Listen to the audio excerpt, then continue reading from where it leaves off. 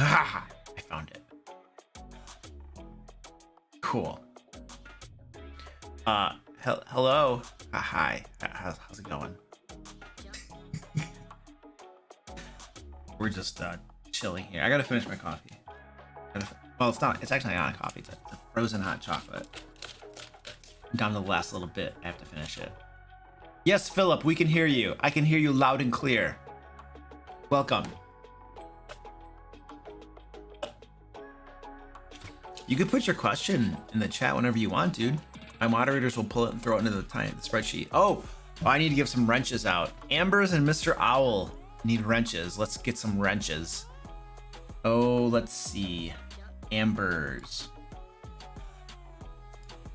Okay, Ambers should have a wrench now. I do not see Mr. Owl. You need to chat somewhere, dude, so I can find your name in the chat, buddy. You need to type something, because I can't see you. The only way I can wrench you is if you type something.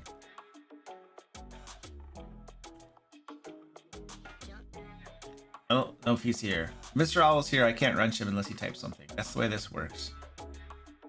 I don't see anything at all. If he's not here, we're not wrenching him because he can't. I can't. Literally can't do it.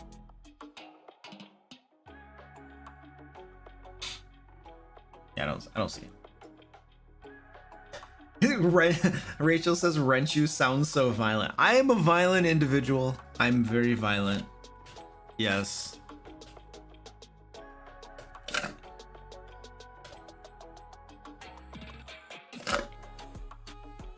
The wrenchers put fear into your heart.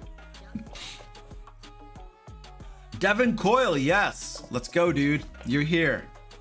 Welcome.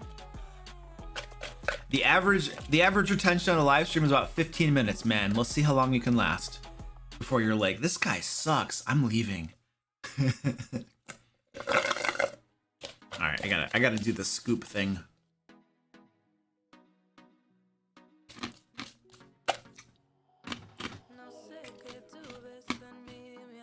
Jacob Copperholm, what's up, dude? Christopher Charles, hey, what up? Yes, thank you, veterans. We're raising money right now for Canines for Warriors, actually. All tips will go to them. They're the nation's #1 provider of service dogs for veterans.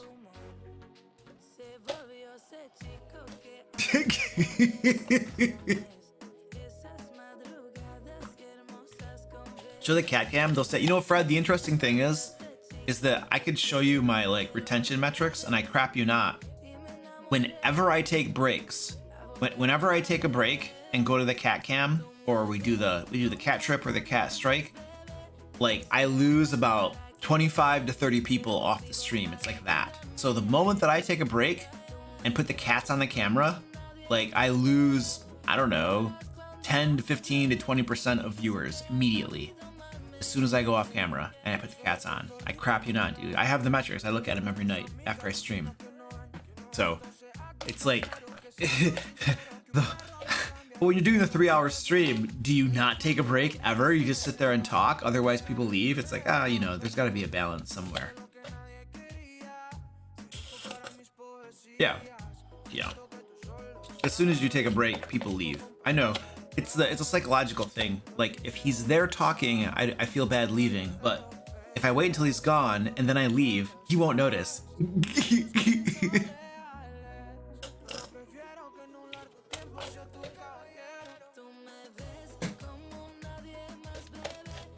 I mean, the wrenches are the same thing as ban hammers. They can ban you.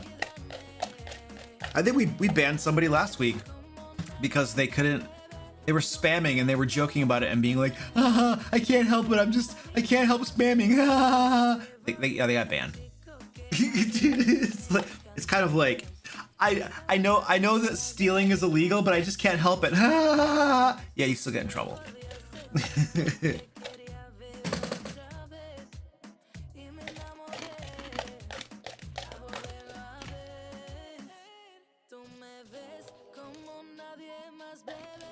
All right, I finished that guy. You guys finished. This is my guilty pleasure right here. Right here. Big B coffee. I have to exercise extreme self-discipline to only have one a week, and usually on stream day. Otherwise, I could have one of those every day. And the problem is they're just packed with sugar, and that's really bad for you. Yeah, one a week is my limit. And I crap you not, every time I drive by a Big B, I'm like, I want one. All right, I'm gonna get my coffee and then we're gonna start answering questions.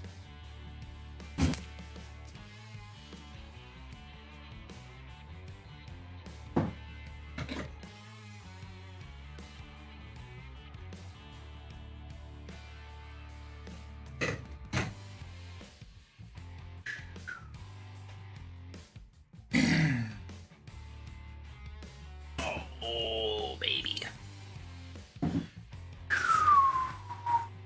Let's see if my mom calls me tonight. It's been a while since my mom called me on stream. I think she's due to like call me.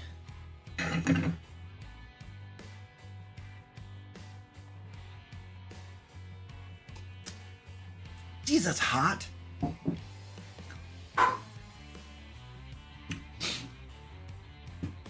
It's coffee, but man. Okay, let's start the stream and we're gonna start answering questions. I'm just like procrastinating. I'm like, you know. All right, I gotta push some buttons. Let's see if I can get the right buttons tonight. I always screw this up. All right, here we go. First, this amazing bumper. And then the sleazy plug. This content is brought to you by Lair magazine. Are you a busy dungeon master without enough time to create content for your D&D game? Would you like professional, pre-made 5th edition adventures and other resources you can drag and drop into your existing campaign? If so, Lair magazine has exactly what you need. Every issue of Lair magazine comes with 2 5th edition adventures, maps designed for use on virtual tabletops, and other dungeon master resources. New monsters, puzzles, traps, magic items, NPCs, pre-made encounters, and more. Become a DM Lair patron today to get a new issue of Lair magazine every month, along with loads of bonus content, such as additional 5th edition adventures and map packs with even more digital maps. DM Lair patrons also get extra perks, such as playing in D&D games with me, voting on the videos I make, access to my VIP Discord channel, a monthly video hangout over Zoom, and more. Click that link below to learn more and become a DM Lair patron today.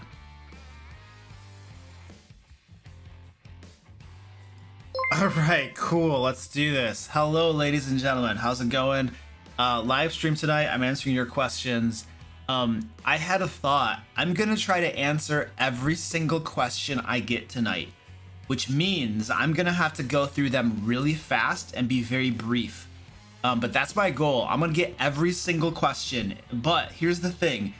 Sometimes I'm going to have to answer something very succinctly, which means you might not get a very thorough answer. But if you need me to like elaborate and stuff, super chats are going to be the way to go, because I am challenging myself to answer every question tonight. And I think that's going to be hard. So I'm going to have to go really fast. Anyway, that's what I'm going to do tonight.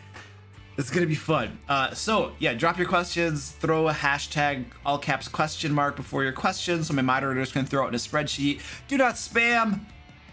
If you spam, you will be destroyed. You will be obliterated. You will be smoked and hammered and wrenched over the head, and my moderators will drag your bloody carcass out of the room. So don't spam. We love you. We want you to stay here. Just, you know, answer your put your question once. It's gonna go in the sheet. I'm gonna get everyone tonight. Okay, cool. Before we begin, we gotta do some shameless plugs and stuff. We are raising money for Canines for Warriors. They are the nation's #1 provider of service dogs. I have a fancy little like video. This is their website. These dudes do amazing jobs for our veterans, our service members, providing service dogs. If you would like to help contribute to the efforts they do and all the cool stuff, tips, 100% of all tips will go toward them. There should be a link in the chat. Hopefully it will work tonight so we can help these guys out. There's a little red bar. If you look right down here, this red bar, this green red bar, shows how close we are to our goal. Our goal is $500, and we're almost halfway there. So once we get to 500, I'll donate $500 to these dudes, and then we'll pick a new charity. So that's that. We are doing a giveaway tonight. We're giving away the hardcover copy of Into the Fae. If you would like that, There's a link in the chat. Hopefully, is it working tonight? It looks like Stream Elements is working tonight. Yay. So sign up for the giveaway, please. It's free. You do nothing. You put your name in. You might win the book. It's cool. Thank you, Kirby, for the $25 tip. That will go directly to Canines for Warriors. Kirby is like our #1 like charitable giver, I think, on stream. Thank you, Kirby. I appreciate that, dude. All right, and then other shameless plug stuff. Okay, cool. We're gonna do our patron and YouTube member thank yous. So all of these wonderful people whose names you see on screen help support the content we create. They help support the videos. They help support these live streams that you're at right now. They help support the free Dungeon Master resources that are on the dmlair.com. You can go there right now and get tons of stuff for free for your games. It's literally free. You don't do anything. It's easy, and it's pretty decent crap too. You can use in your games. We have our premium content as well. Lair magazine, which comes out every single month, that has easy to use Dungeon Master resources. It's crazy easy to use. If you need to prep for a game in like 30 minutes, you can pull out an adventure from Lair magazine and prep and be running an awesome adventure. It's the easiest stuff in the world to use. I love it, the way we publish it. Anyway, these guys help support all of that. So thank you, patrons. I really do appreciate it. Now, these people right here, they pay me extra money to read their names off. Squeaky is chewing on my leg. This is what I deal with. He just sits here and chews on my leg because he's jealous. He wants attention. So all of these folks here, thank you so much. Here we go. 5e Magic Shop, Alex S, Amanda W, Ambers, Andre US, Andre U, Angelique K, Antoine B, Art Soccer, Arutha, Ashley, Alban J, Ben B, Benjamin P, Burncastle, Brandon A, Carl S, Carl Chris C, Christopher G, Clay W, Cody B, Coinslot, Contrary Gravy, Daniel S, Dap, Daz was up, David S, Derek E, Doug, Duty K, Dungeon of Terra, Dutch Ed R, Edward L, Mfrabo, Andorian, Eric B, Erno T, Fabian H, Flux, Force Blue, Gallus, Gene A, Jeff R, Goliath Claire, Gravy Chorin, Gregory H, Harlan S, Heather L, Helton, Iron Cascade, Izzy T, Jace F, Jackie Pizza, Jake L, Jacob K, James L, Jan F, Jason G, Jessica J, Jim P, JM, Joan P, Joe E, John A, John H, John Pincas, Joseph H, Josh R, Josh S, Joshua R, Joshua W. Wow, we got a lot of Joshuas here. It's cool. Justin N, K. Somebody's name is just K. Sweet. Keith L, Kevin F, Kirby, Curry Claw, Kyle M, Lionheart, Magna, Mark K, Marty M, Matt B, Matthew J, Matthew C, Mike S, Mirostall, Mitchell, Mr. Owl, Mr. Lincoln, Nerd with Glasses, Nick W, Nomad, Old Mad Mage, O&D, Penguin Butt, Pork Chop Bacon, Psycho John, published author, Ramus, Ramsey, Randy B, Rebar. Rebar is like what goes inside concrete stuff, you know, to like reinforce it and stuff. That's cool. His name is like a rebar inside of concrete. Oh, wow. Renner C, Robert C, Robert J, Ron R, Ryan, Sale R, Sakura, Sam B, Scott V, Sean S, Shadow 1317, Shane L, Sheila A, Snowy Tiggy, Son of a Sofa Man, Soul Naya, Stephen G, Stephen T, Tata Tokens, Taryn, Terry V, The Old DM, The New Bad Ombre, Thiago P, Thomas C, Thomas F, Tim B, Timothy T, Travel and Cash, Travels the Lost, Tyler H, Tyler R, Valagor, Vladimir S, Will M, William C, Worth a Lot, XX Red Drum, Zachary J, Zombie Tommy. All right, thank you. All right, let's do this then. Okay, cool, we're doing questions now. Question time, we gotta get cracking. Mr. Owl is in the chat and needs his wrench. Well, he needs to type something in the chat if he wants his wrench. Oh, I found him. Okay, cool. He wasn't typing anything before. I was doing my best, but if he doesn't type anything, I can't give him a wrench. There, he's a moderator now. All right, Mr. Owl and Ambers. So okay, here's the deal. Now, I don't know if Penguin is here or not. I know Danny is here. Oh, Danny loves to ban people. Okay, here's the deal, Danny. Because Ambers and Mr. Owl this is their first stream that they're moderating at. If anybody gets out of line, like if we get any of those people, you know, posting inappropriate comments and stuff like that, you know, the X-rated people that just pop in every so often, Ambers and Mr. Owl get to do the banning. All right, they get first dibs and first cracks because they're new, and we gotta encourage them, make them feel like, you know, part of the happy family. Okay, let's get some questions. All right, I got that. How are you doing? I'm great, thank you. That's easy. What are some reasonable ways to limit the help action without completely removing it from characters? I've noticed that even with house ruling, you'll have to be proficient with the skill being used and having to declare it before the roll is made. The help action is used on every check and it's getting old. It's just another way in which characters cannot fail in 5e. That's a really good question. Oh, wow. That's true. That is really, really, really true.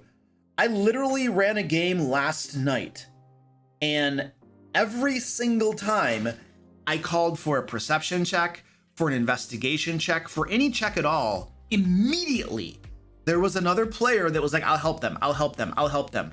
And guidance, and guidance, and guidance. That is a really good point. That's a really good point, because the thing with advantage is that you could say that advantage averages out to a +5 or disadvantage is a -5, but it's actually better than that. At the extremes, it does super, super, super well. So if, yeah, I would say that the help action, the way to do it so that you're not giving out advantage on everything is, instead of giving advantage, give a +2 circumstance modifier. That's it. It's not advantage, disadvantage. You literally say you get a +2. That's it. It flattens the curve. It makes it where it's a little bit of help, but not a whole lot. And because being able to roll 2 d20s, like, that's big. The chances of you getting 2 low rolls is a lot less than getting maybe one low roll and then another decent roll. And then if somebody slaps you with guidance, and here's the other thing, I think I'm gonna start doing this too in my games. When somebody says, here, have guidance, if you don't declare that you're casting guidance before the person declares their action, you can't cast guidance, because that happens all the time to me. Somebody says, oh, I'm gonna do a perception check. I wanna look around the room. And or somebody will say, I wanna look around the room. And I'll be like, okay, cool, give me a perception check. And then the cleric is like, oh, have a guidance too for that. I think I need to put an X on that too, because it's like, you know, the person already declared they were doing it. You ask for the roll, and then the cleric is like, oh, guidance. And you're right, you're totally right that it's just another way that people can't fail in 5th edition. So yeah, I think those are 2 possible things you could do if you wanted to limit that. You know, of course, the game is just going farther and farther in that direction. 1 DnD is not going to get any better. It's not. So really, the real solution is probably to pick a different game system. Like my group and I are going to this right now. We're going to Pathfinder 2.0 for my group, the group that I've been running for a long time now for 5th edition. We're going to Pathfinder 2.0. I want to try out a different system. I am just more and more getting like disenfranchised with 5th edition, and especially with 1 DnD coming. So I'm like looking at other systems that are going to deliver the experience. I'm like spitting on myself. That are going to deliver to me the experience that I'm looking for. Like, I shouldn't have to homebrew the crap out of a system that is slowly moving in a direction that I don't want to run games that way. I shouldn't have to just keep homebrewing all of this stuff. Like, it's probably more efficient to find a system that caters to what I'm actually looking for as a dungeon master. You know what I mean? And so I'm trying that out. So far, I'm loving the crap out of Pathfinder 2nd edition. It covers so many of these little edge cases that in 5th edition are just like, ugh. It's more rules heavy, so there's more stuff in there. But I don't know, we're gonna try it and we're gonna see what happens. But that's one of my solutions. Use a different game system if the one you currently have is going down the toilet. So I don't know. Any interesting tips or ideas for terrain features on a swamp combat map? Fallen trees, little islands, and rocks, and submerged stuff. There you go. I've never played DnD, and neither has anyone else I'm gonna play with. I have to DM. Any tips? Watch my channel. I mean, Bridget, like, that's cool and that's awesome. You just asked like the world's most complicated question. I literally have a YouTube channel, you're sitting on it, that is dedicated to giving out dungeon master tips. And I've been putting out videos for 3 or 4 years or something. And another one comes out every single week. So like, I can't condense all of that information into a quick answer for you. The tip is to watch whether it's my channel, because look, on my channel you're gonna find practical advice, things you can implement. It gives you very detailed ways you can implement them in your game table. There are other channels that will give dungeon master advice. They're a little more like esoteric, out there, theoretical, where you got to think about it. that could be some value there, right? So expose yourself to a lot of different channels, read stuff on the internet and blogs about being a dungeon master. You have to learn and educate yourself on these things. That's probably the best thing you can start doing. Besides just starting. Don't wait until you feel comfortable. You will never feel comfortable. You will always feel like you're not ready. You have to start. You have to start, or you will never feel ready. You will never feel ready. You just got to throw yourself out there and do it. And the sooner the better. And then you'll learn so much more being a dungeon master who doesn't know what the heck you're doing than if you try to wait and learn and then start. So don't not learn, don't not read and watch videos and crap like that, but you have to start. What level do you think players need to be to battle a lich? I mean, that's an easy question to answer. Let's just go check this out really quick. We're gonna use some math. Stand by. I love it when we have like math. What level is a lich, by the way? What level is a lich? Supposedly a lich. Where's DND Beyond? Come on, baby. Come on, baby. Let's find out what level a lich is. We're just literally gonna do some challenge rating calculations, and we're gonna answer this question. Baby lich. It's a CR 21. Cool. So if you have one lich, CR 21. Now bear with me here because my first answer is going to be a lie. If you have 5 characters and they are level 15, and you have them go against a lich, that's actually not that bad. So it's a deadly encounter, but it's barely deadly. And remember, the challenge rating rules that we have right here that we're using are, oh, you can't actually see that it's deadly because it's getting covered up, but it says right here that it's deadly. These CR rules were made in, like, what is it, 2016? When was the 5th edition first published? It's like 2016 or something, 14, I don't know, it was a while ago. And they have constantly introduced power creep after power creep into the game. So characters nowadays are way more powerful than you would think. So you could easily have a group of 5 level 15 characters go against a lich and they'll be just fine. However, you cannot throw a group of characters against a lich all by itself. The lich must have minions to help him, otherwise it will be a surround and pound and the lich will die in like a round or 2. That's the way it works. So you can't just do that. I mean, if anybody were foolish enough to publish an adventure that has a lich that is all by itself and there are no minions, like they should not be in the RPG space to publish adventures like that, because you just can't do that. Like, they've never played games before if they're publishing. Has anybody published an adventure like that? It's crazy. Anyway, that's not the point. So we have to give the lich minions. So a CR20, they might have like level 5 minions or something. I don't know. I'm just gonna throw some numbers out here. We throw some minions in here, you know, and here's the thing. Now you look at it and you're like, oh my gosh, the adjusted difficulty rating is 84,000. That's too much. I think it'd be fine. I think you'd be just fine. You could probably throw a group of level 15s at a lich and a handful of minions and they would be just fine. And it would be nice and challenging, like a lich encounter should be. But technically, if you want to, like, you know, do some actual math, and then, you know, you'd have to get them up to like level 20 maybe, you know, and it's still super deadly supposedly. But this is the problem. The challenge rating system only works between levels like 3 and 8 or 10. Outside of those parameters, it's totally broken. So at this point, we're just going to be using experience as a dungeon master. I'm pretty confident that a group of level 15s who go against a lich and then some level 5 minions they're gonna be just fine. I don't care what these numbers say. I just kind of know from experience. Which actually, that's very interesting to the person who asked the question.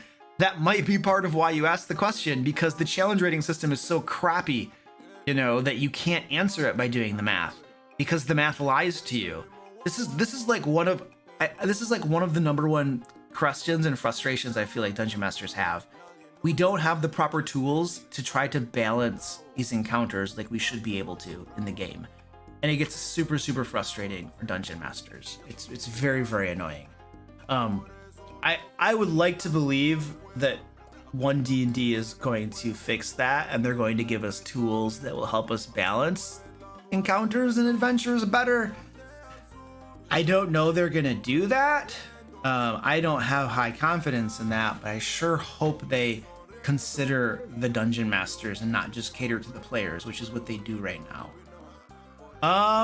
For sandbox games, what elements make a starting town useful or useless for running the game? It doesn't matter. It doesn't make a single stinking difference if you're running a sandbox game how your starting town is. It doesn't matter. It doesn't matter. You can do everything you need to do for a sandbox game with a crappy town or a good town, a small town or a big town, a town with NPC quest givers, a town without NPC quest givers. It doesn't matter. It doesn't matter at all. I could run a sandbox with any town you give me, and I could change nothing about the town, and I could still run the sandbox. Has the Kickstarter for Layers of Legends Loot Lore started fulfillment? No. Right now we are working on getting the PDFs around and getting them over to our printer for our printer to review them and get the finals done, and then we should go to printing. Here's the thing, we're going to miss our printing deadline. Everything's getting delayed, so we're missing our printing deadline to get things out before the Chinese New Year, which means we're going to print after the Chinese New Year, which means we're looking at April 2003 for fulfillment. What are your thoughts on Kruthiks and other hive insectoids? I don't know what Kruthiks are. Hive insectoids sound interesting. Those are my thoughts. Is it fair to have a lot of monsters immune to cantrips? Cantrips are the simplest magic, so wouldn't the target have a better chance to resist? Yeah, you could do that. Look it. If you make a lot of monsters immune to cantrips, I don't think that's right. Because the way they made cantrips in 5th edition was literally so that spellcasters who have something they can do besides just like cast leveled spells and then run out of stuff and then be useless. And so if lots of monsters are immune to cantrips, you are screwing with a core game mechanic of 5th edition. And I think that's going to upset your casters, your players who play casters. I would be upset because you're not tweaking I made Strahd immune to level 3 spells and lower. Yeah, level 3 spells and lower. When I ran Strahd, he was immune to them. Blanket immunity. And it's Strahd though. He's a demigod. He's practically a god in his domain. So I was like, hey, it's Strahd, dude. If you roll in with a cantrip caster, it's Strahd, buddy. So yes, I did that with Strahd, but that was one creature in the entire campaign, and for good reason. But if you do that for everybody, nah, that's gonna piss off some people. I don't think that's fair. I'm running a sizable adventure. Think levels 1 to 10 for release. Do you have any tips for a first timer? You're thinking too big. You're thinking way too big. You need to go small. You need to go one adventure. One adventure. Put it out on DriveThruRPG. Try to do marketing. Try to get people to buy it. You're thinking way too big. You're going to put tons of effort into that thing. It's going to be if it's level 1 to 10, you're probably looking at about 100 pages long. It's probably about 100 pages long, that PDF. And which means that you're probably going to have to sell it for, I don't know, 15, 20 bucks, 20 bucks or something like that. Right? And you have no back catalog, you have no established customers and stuff. And so you're asking people to take a chance on somebody who's never published before and spend 20 bucks at a time. That's a tall order. You're better off to publish one adventure out and have it be for $1.99 or 99 cents, or have it be pay what you want, and then have some people buy that stuff. It's one adventure, you can pop that thing out and get it going, and then you start put it fairly cheap and you get some established customer base. You start figuring out how you're going to market this stuff too. How are you even going to tell people about it? Because the thing is that if you're publishing it on DriveThruRPG or DM's Guild, it's so saturated. It's the easiest thing in the world now to put garbage out there. Anybody can open up a Word document and create a PDF. I've seen stuff out there that's just trash. And so when you have a saturated market and it's so easy for anybody to publish anything, you need to stand out. You need to get people's attention. Otherwise, they're never going to find you. So you got to think about your marketing too. But I would recommend you do one adventure, make it cheap, try to get some established customers, establish some. And here's the other thing: the first thing you put out there is probably going to be pretty bad, and you're going to have to publish multiple things before it even approaches being anywhere good. The first few things I published were trash, the layout was bad. Everything about it looked bad, dude. Like the adventures themselves might have been okay, but like the visual appeal of it was just not good. I think I still have them out there on DriveThruRPG. You could probably go look at them. They're very bad looking. You know, it took time for me to even get anywhere close to having them look okay. You know, and now what I publish, I have a team that specializes in certain parts of it, and it looks fairly decent. You know, but I think you're starting too big. You're biting off a lot, and you should like ratchet it down to one adventure and go with that, and then try to get some marketing going, and then try to publish an adventure every month. Every month, put out an adventure, and then you got to figure out how to market it too, because what you're gonna find is, this is what I found, putting stuff out on DriveThruRPG, even with a YouTube channel with a sizable audience and people and talking about it, I found that I was making like $100 or $200 a month, you know, which was like nothing. It's like, wow, that's nothing, you know. And so if you don't have some way to market your material, you're gonna find I'm gonna assume you're probably gonna have a hard time getting people to buy it, because nobody's gonna know about it. You get lost in the crowd, so to speak. So I don't know, there's some thoughts off the top of my head.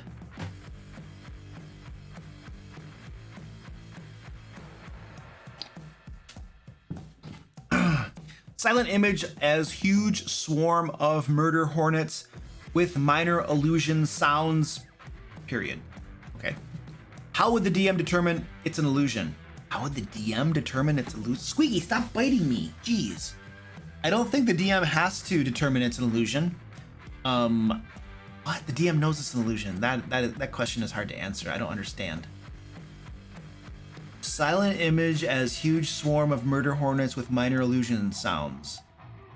Oh, okay. So you got silent image going as a huge swarm of murder hornets, and then you have minor illusion creating sounds for it. How would the DM determine it's an illusion? I mean, as soon as you touch it and interact with it, you would know it's an illusion. Or, you know, you could have the enemies might look at it and they'd be like, wow, you know, holy crap, hornets are coming, shoot, you know. If they're just gonna turn and run, you know, you could give them, it takes an action to use an investigation check, you know, an intelligence check to see if it's an illusion or not. So have them spend an action to see if it's real or not, you know. And you know, it's like look at, you know, if literally right now, you know, I heard a noise and I looked over my shoulder and I saw a monster over there, I would be like, what? A monster? What the heck? And I'd sit there and think and look for a moment. No, it's like an automatic intelligence check. Now, it would take my action, but I'm gonna immediately make that check. Like, what is that? If I saw a spider on the wall, I'd be like, whoa, what the heck? Yeah, that's a spider. I paused a moment. I used my action to investigate that spider. Because sometimes I see things that look like spiders and they're not. It's a shadow or something, or it's some fuzz on the floor, okay? And so I think that immediately the enemies will take their action to try to investigate it. And you know, there's lots of enemies, so a lot of them are going to make that check. And then, you know, if some of them recognize that it's not true, they're going to tell the others, hey guys, it's fake, you know. Or you might just roll with advantage for the group or something like that. But they're immediately going to use their action to see if it's true or not. And if they fail the check, they believe it, and then they start running. If that's reasonable, if that's what they would do. So I would do something along those lines for that. Because as the dungeon master, you know it's not true. So you have to not metagame as much as possible for your enemies. That's how I would do it. The problem is that no matter what you do, you're screwed, because the players will always just think you're metagaming and they'll question what you do anyway, but you do the best you can. I've been a dungeon master before. I know how it works. Is the next Kickstarter going to be next year's Lair magazine plus again? No. So this is what we're doing for the next Kickstarter. We are releasing a book filled with game master advice. It's going to be called The Secret Art of Game Mastering, or Game Mastery. The Secret Art of Game Mastery, I think. Actually, hold on a second. I forget, we have a subtitle too for it. Let me pull it up really quick. I'm gonna tell you more or less what's going to be in the book as well. I have the title options. Here we go. Let me open that up. Which monitor? Oh, here we go. It's going to be called The Secret Art of Game Mastery, the complete guide to running role-playing games. So my team and I are working on this book. We have the book I don't think we're half written. I think it's at least a third of the way written, close to half written already. And this book is going to answer tons of different questions about game mastering. I'm going to pull up the outline that we have right now. Stand by. You're getting a sneak peek. I haven't told, my core team and I have not told anybody about this Kickstarter. So now you're getting a sneak peek. Okay, let me pull this over here so I can read it. Okay, we have stuff in there about playing a game versus telling a story. What is a game master? Why you should be a game master? What does the game master do at the table? What are the tools of the trade? How do you determine the time and the place? What should you know before the game begins? You know, what is the game master doing while running the game? What do you do after the game? How do you improve as a game master? What happens when problems arise at the table? Like, you know, problem solving. How do you get ready to create the game? Linear adventures versus railroad versus a sandbox, world building, using a pre-existing world, you know, deciding who's going to appear in the world, map design. How do you make a campaign? What does a campaign look like? A villain, a premise. What does a good adventure need? Like, we talk about plot hooks, we talk about encounter types. How do you create your adventures? We're going to deep dive into that sort of thing. Encounter creation, one-shot creation. Like, we're going to be going over, like, as much as possible the A to Z of being a game master. And it's not, we can't talk specifically about Dungeons and Dragons because but it's going to be general game master for our role-playing games. So we're going to, that's what the next Kickstarter is going to be. It's going to be a game master advice book, basically. The Secret Art of Game Mastery, the complete guide to running role-playing games. So that's the next Kickstarter. That is going to be coming out, let me see. So if fulfillment for the current Kickstarter is April 2023, that fulfills. So I have January, February, March, April, May, June, July. So we're probably looking at July or August for the next Kickstarter to launch, because you need like a few months after fulfillment so that you can get your Kickstarter approved and then you can start marketing for it. You got to have about 3 months of that. And then it'll launch in July or June, July or August. And here's the thing though, here's the beautiful part. I think it was Fred who asked that. Here's the beautiful part about this next Kickstarter. The book is going to be written. I think we're on schedule to have the book written by like the end of December or something. Zach, what is our deadline? What are we aiming for? Because we're on schedule for it. What's our deadline right now, Zach? Was it end of December, July, or January, or where was our deadline? Zach knows. Zach is our project manager for that Kickstarter right now. Oh, by the first week of February. Okay, cool. So we'll have all of the content written by February, and then I already have the cover. The cover's being made. We've already commissioned the artwork for it. Like, we're getting everything done. We're writing it. We're doing the art. We're getting the cover. We're gonna get it laid out in the PDF. We're doing everything up front. And here's the goal. Here's the goal. We can launch the Kickstarter. We can run the Kickstarter. As soon as the Kickstarter ends, we go to print. We go to print as fast as possible to get the book in your hands. I am tired of having to, I'm tired of running a Kickstarter, and then after the Kickstarter, that's when we start like commissioning the artwork and doing this and doing the other and doing the other, you know, and then it takes a long time, and then people have to wait. People have to wait and wait and wait. Like we ran a Kickstarter in this last April, and it's gonna take us a year to get you your books. I don't want to make people wait that long. And I'm tired of running into delays in the process and people not hitting their deadlines and things getting behind and then not being able to fulfill in the timeline that I want to. And so what we are doing is we're taking some of the money earned from the last Kickstarter to enable us to commission all of that stuff and pay for all of that stuff up front, right? And then we can run a Kickstarter and we can get the books to you very, very fast. That is my goal. Now that does mean certain things, you know, like we're not going to be creating extra content. The content has been decided upon because we want to get to the book to you as quickly as possible, you know? So that's what we're going to try to do for this Kickstarter. We're going to see how it goes. And yeah, that's the plan. That's the high level plan of the next Kickstarter. So you guys just learned that stuff. So it'll be fun. Now it does mean certain things, for instance, stretch goals. You know, our stretch goals, we're not putting new content in the book. The content has been decided upon. If we do content-based stretch goals, here's what happens. Everything I just described to you, about having it all done and being able to get the book to you really fast is gone. The moment we have to create new content based upon stretch goals, like we have to create new content based upon stretch goals and redo it all. And then you're not going to get your book for a year again, you know? And so that's the only thing. So instead of content-based stretch goals, we're going to have stretch goals based upon like the quality of the book. So for instance, instead of having, we can upgrade the paper, we can upgrade the binding, we can upgrade the cover of the book. There's a lot of different things. We can add bookmarks to it. We can give you a jacket to the book. You know, there are different options we can do to upgrade the quality of the books themselves, so then we can have stretch goals that basically just help us make a better book.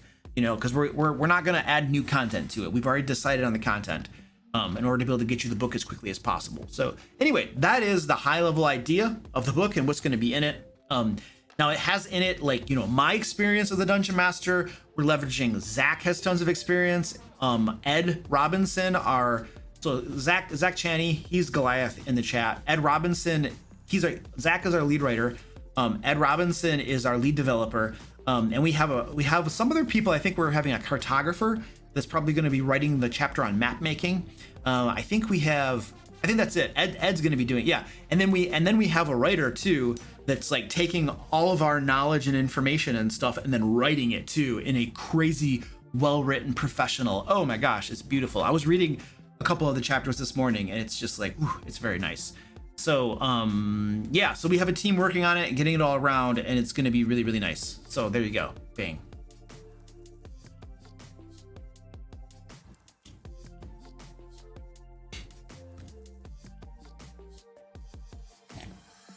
Okay, so Centerfire asks if we decided to move forward with the DM screen stretch goal for the next Kickstarter. No. Merch is dead. Merch sucks. My team and I have talked about merch so much, and here's what happens with merch. Let me just tell you, Centerfire. By the way, Centerfire, it was cool meeting you at LayerCon, man. I loved your cosplay thing. It was really cool. The thing with merch is that merch is it. Very few people actually get the merch, and yet my team and I have to spend lots of time and logistics coordinating it and making it happen. Merch is a money-sucking black hole, is the way it turns out, just in total honesty. You make zero money on it. It causes you lots of headaches and lots of logistics. It is a big, huge pain in the butt. I hate merch. We have never successfully made any revenue on merch at all, and it's a big, huge pain in the butt and a headache. I know some people like merch. I know there's like 5% or less of people that like merch and want merch, but it's like, if we give that small, tiny demographic of people that want merch the merch, my entire team has to suffer, and like we lose money on it too, you know. And so merch is just like, man, you know, and a DM screen like that, you know, is like logistically, financially, it's like it's hard to do that, especially like a DM screen like we were talking about. We were talking about a wooden DM screen and stuff.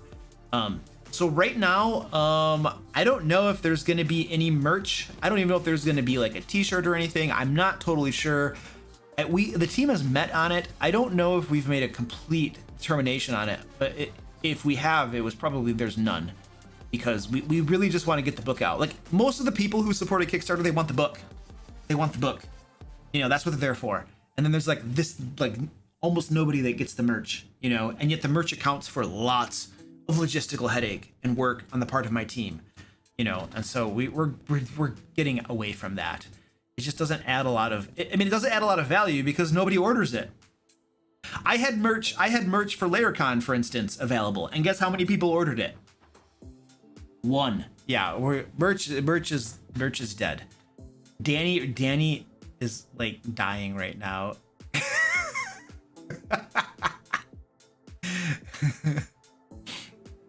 So yeah, I'm sorry. I can't do merch anymore. It's a dead end. It's a black hole. What methods do you use to deal with player character power creep?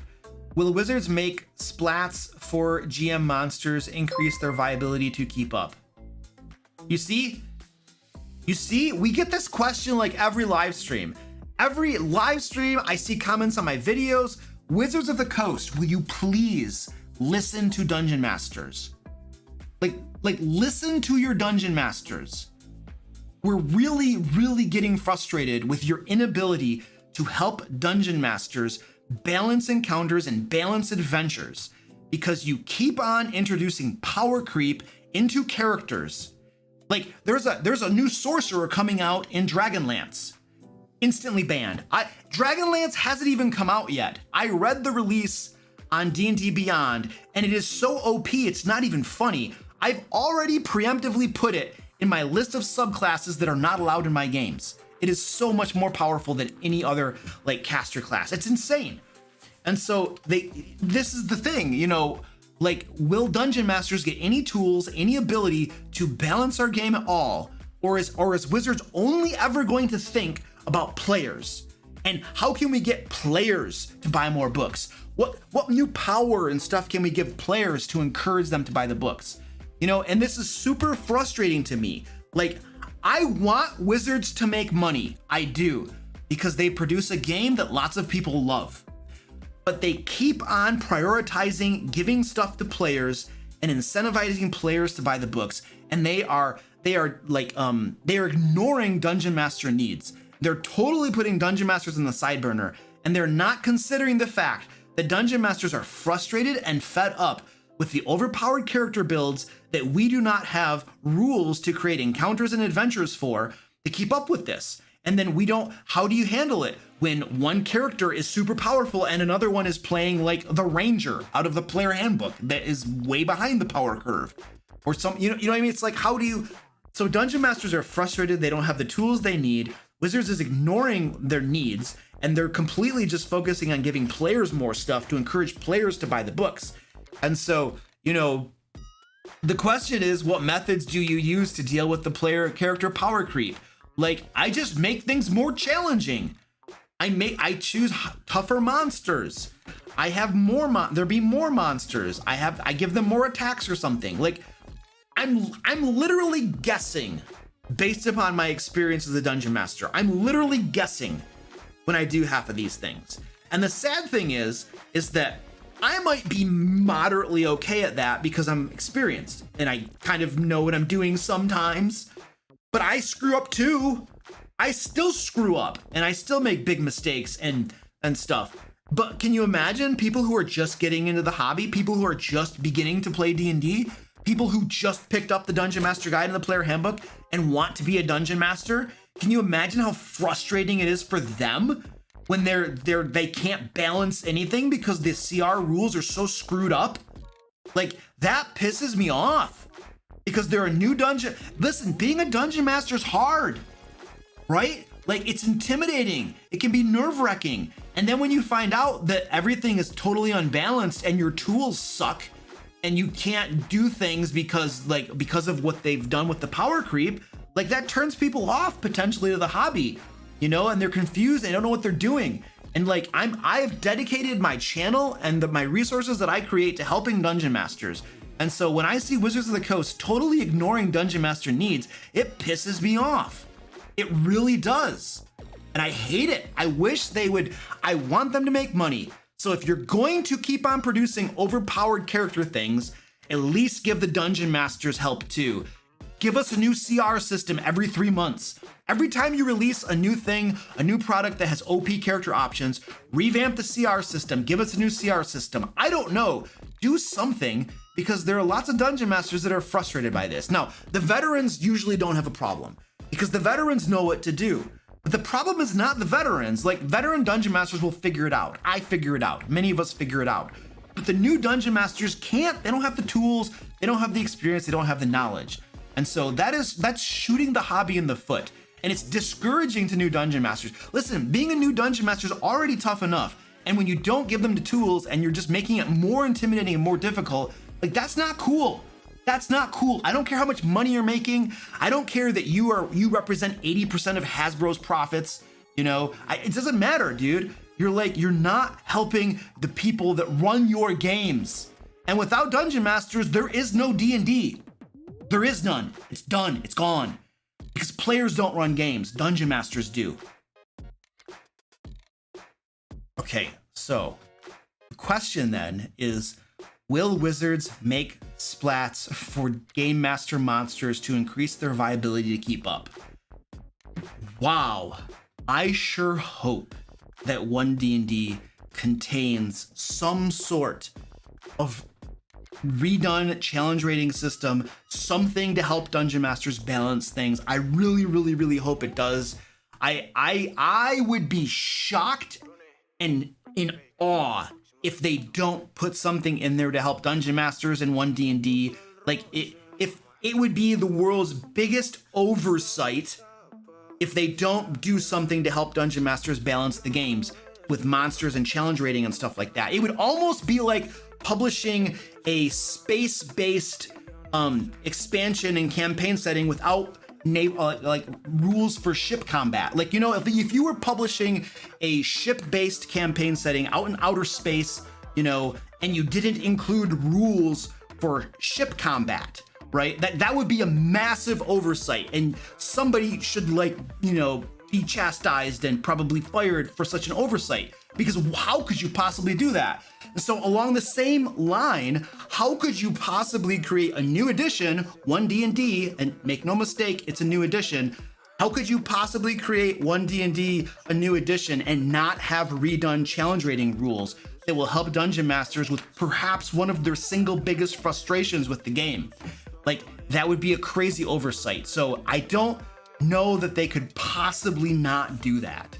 So I am a little optimistic that they're gonna fix that, kind of, at least for the initial release, assuming it ever gets play tested, you know, and they balance it all out and they make it nice and packaged and it works for a few years until they keep introducing more power creep, which they will always do. It's engineered obsolescence. We're familiar with this. It does not shock us, you know, so I'm optimistic that they're gonna fix it initially.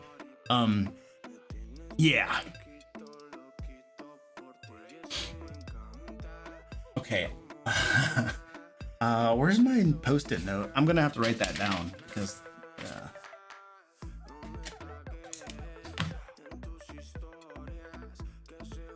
where are we at? We're at, oh.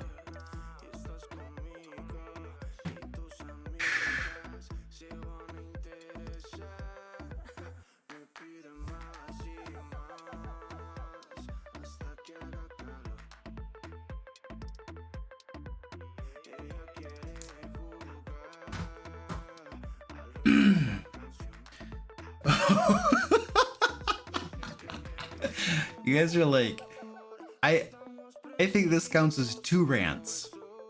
They won't get a red cent from me on 1D&D. Jean-Louis Marin, I'm gonna tell you something. I will buy 1D&D, and there's only one reason that I'm gonna buy 1D&D. Because I still want to help dungeon masters. Like, my team and I are still gonna be creating resources, and we're gonna still be creating videos to help dungeon masters. And if I bury my head in the sand on 1D&D, I feel like I would be doing a disservice to dungeon masters. So I'm gonna get it, and I'm gonna make sure that I can still help dungeon masters because I want to help you guys. I do. But if it weren't for that, I would totally just ignore 1D&D, you know. But I can't. Mr. Owl says, the best rant in a while. Marcus says Spelljammer was a painful read. Spelljammer. Oh, that's the space-based campaign without ship combat rules, isn't it? Yeah. Wow. I wonder who was responsible for that project. Good gravy. Oh, and How to Be a Great GM, he gave a wonderful review of Spelljammer. If you haven't seen How to Be a Great GM's review of Spelljammer, like the flam-blasting destruction of how horrible, so many failings that it had, you got to go watch his video. How to Be a Great GM did a Spelljammer review. It was really nice. I watched it. I loved it. It was spectacular.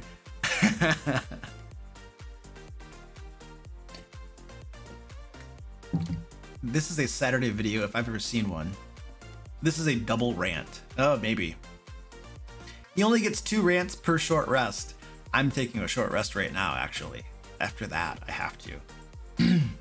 Didn't the president of Wizards get canned? No, the president of Wizards is now the CEO of Hasbro, dude.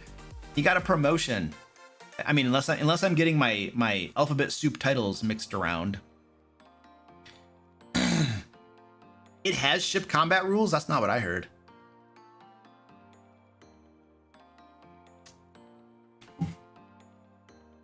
I really hope Dragonlance is not like the Spelljammer release. I've been waiting for it to be updated for like forever.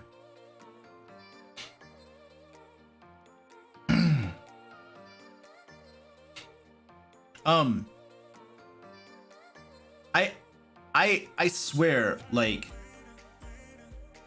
I almost don't buy any Wizards of the Coast products anymore because every time a book comes out, I'm not interested in it. And I'm a sucker for alternate covers, but all of their recent alternate covers have really sucked and been really ugly. Otherwise, I would buy every single book if they had good alt covers. And I was doing that for a while. I was buying every single book they made with an alt cover because I wanted the alt cover. I didn't care if I was even going to use the book. I love those alt covers. But then with Tasha's came out, the worst alt cover in the world. And then I think there was another one that had a really bad alt cover too, similar to Tasha's, and it was just horrible garbage. And I stopped. Now I actually look and see what the alt cover looks like before I buy it, and I haven't been getting any of them because most of them are looking pretty crappy. Okay, I am right. He is the CEO now. Yeah, I mean, dude, the dude was the CEO of Wizards, and he turned Wizards into like COVID turned Wizards into a money-making monster. And then obviously the CEO capitalized upon that.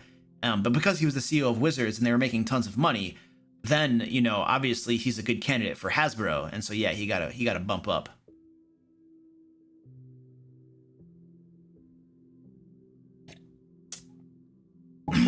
All right, I like the dark alt covers that look really cool. The light colored cheesy ones like Tasha's. Blech, Vomit City. Sorry. I know some people like them. I'm sorry. What's your favorite class or race? Just curious. I like Rogue. Rogue is my favorite class. My favorite race is whatever helps me get good stat modifiers, in all honesty. I like dwarfs a lot.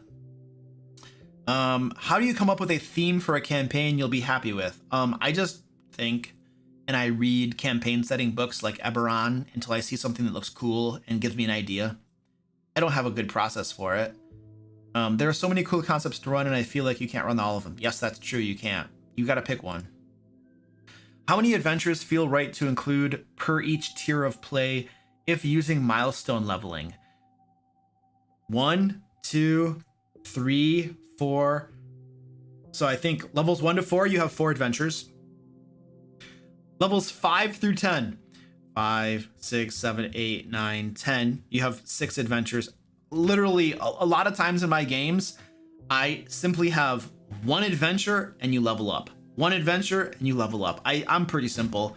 I have done it differently than that in the past, but most of the time it's 1 adventure, level up. 1 adventure, level up. My adventures that I design usually take about 3 game sessions to complete, sometimes more, and it depends on the group.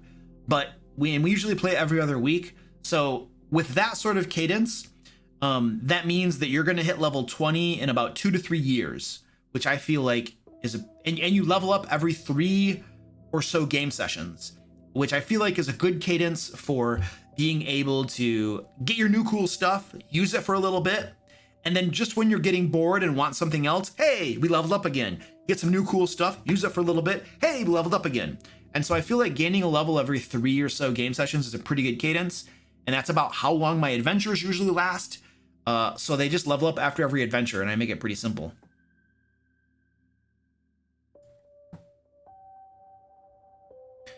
Hi, any preferred combat systems? Is Pathfinder and current DnD the best at the moment? I mean, DnD 5th edition is super popular. It's pretty easy to use and stuff. It has some serious flaws. I'm reading Pathfinder 2nd edition right now, and I am loving the crap out of it. I have not played it yet, so, you know, you never know if something is good until you actually play it for a while. So take everything I say about Pathfinder 2nd edition with a grain of salt, because I'm just telling you my impressions upon reading. I'm about 2/3 of the way through the core book right now. How would you introduce a world that only has 10 dragons? It doesn't matter. Mythology and lore, perhaps. Somebody at a tavern. I don't know. I would do it any way that I felt like it. I don't think there's any right or wrong way to do it. How can I tell if my players are really enjoying my campaign? If they come back. if they come back. That is the number one way to know that your players are enjoying your campaign. The number one way is if they come back. Listen, a 4-hour game requires probably about 5 hours of dedication every week or every other week. That's a lot of time. If somebody is not enjoying that time, like, they're not going back, dude. They might hang it out for a little bit, but they're probably at some point they're just gonna drop. They are. It's too much time. It's a big commitment. It's a big swath of time. If you're not enjoying yourself, you're gonna stop playing. You will. How can you stay? It's too much time. So then asking them. Listen, we live in the age of being socially acceptable. You know, no player is actually gonna tell you if they didn't have fun. Like, you go out to eat, right? And the food sucks. And the waitress comes by and say, hey, how's everything tasting? 90% of people are gonna say, yeah, it's fine. You know, because you're just gonna get a to-go box, or you're gonna throw it away, or you're just gonna eat it because you're hungry. And then you're never gonna go back to that restaurant. You're gonna leave a bad review on Google reviews and you're never gonna go back. But how many people actually tell the waitress, you know, this is really bad. I would like something different or something. You know, almost nobody does that, you know, because it's, you know, we're just pleasant people. We're just pleasant, you know, and so players are probably never gonna tell you that they're not having fun. But the moment if you have players, listen, Dungeon Masters, if you have players that are constantly leaving your games and your turnover is super high, like they come in, they're out. They come in, they last 1 session, 2 sessions, they're gone, and they're constantly leaving, that is the number one indicator that you're not running good games. The number one indicator. Now, could there be other reasons? Sure, there might be, right? But chances are good, if you have high turnover and you can't keep players, it's because you're not running your games well enough to retain them. Like, they're just gonna look at, especially if you're running online games. Now, if you're in person, finding in-person games is a little more challenging. But online, if you're running online games, it is the easiest thing in the world to just drop a game and go try to find a different one until you find a game that you actually enjoy.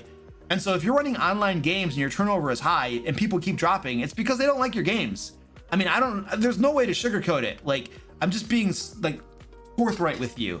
Like, that is the number one thing. Like, so Rachel, answering your question, if they keep coming back, they're probably enjoying your campaign. Like, that's the best indicator, the very best indicator. You know, and you can watch their faces. Watch them at the game table. Are they laughing? Are they smiling? Like, last night I ran a game for people, and like I'm watching them. I'm seeing their reactions. I'm seeing their faces, you know? And if I see them smiling and laughing, I know they're probably having fun. Do people fake smile and fake laugh? Yeah, but you know, you can usually, well, I can tell if it's genuine or not most of the time.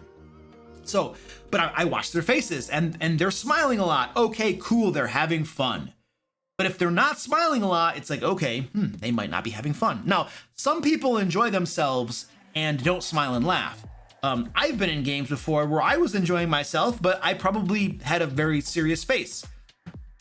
So, you know, it isn't necessarily an indicator, but looking at people's faces and their body language, looking at how engaged people are in the game when you're running it, are they paying attention or are they on their phone? You know, these are all things that you can look at to see how much they are enjoying your game. Asking them is probably the worst way to gauge whether they like your game or not. That's probably the very worst way. Unless it's an anonymous survey, and then maybe that works. That probably works a lot better. But you can't just ask them. They're gonna say yes. That's the world we live in, you know.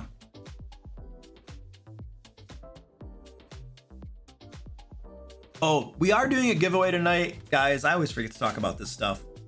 We are doing a giveaway tonight. You can win a book, Into the Fae.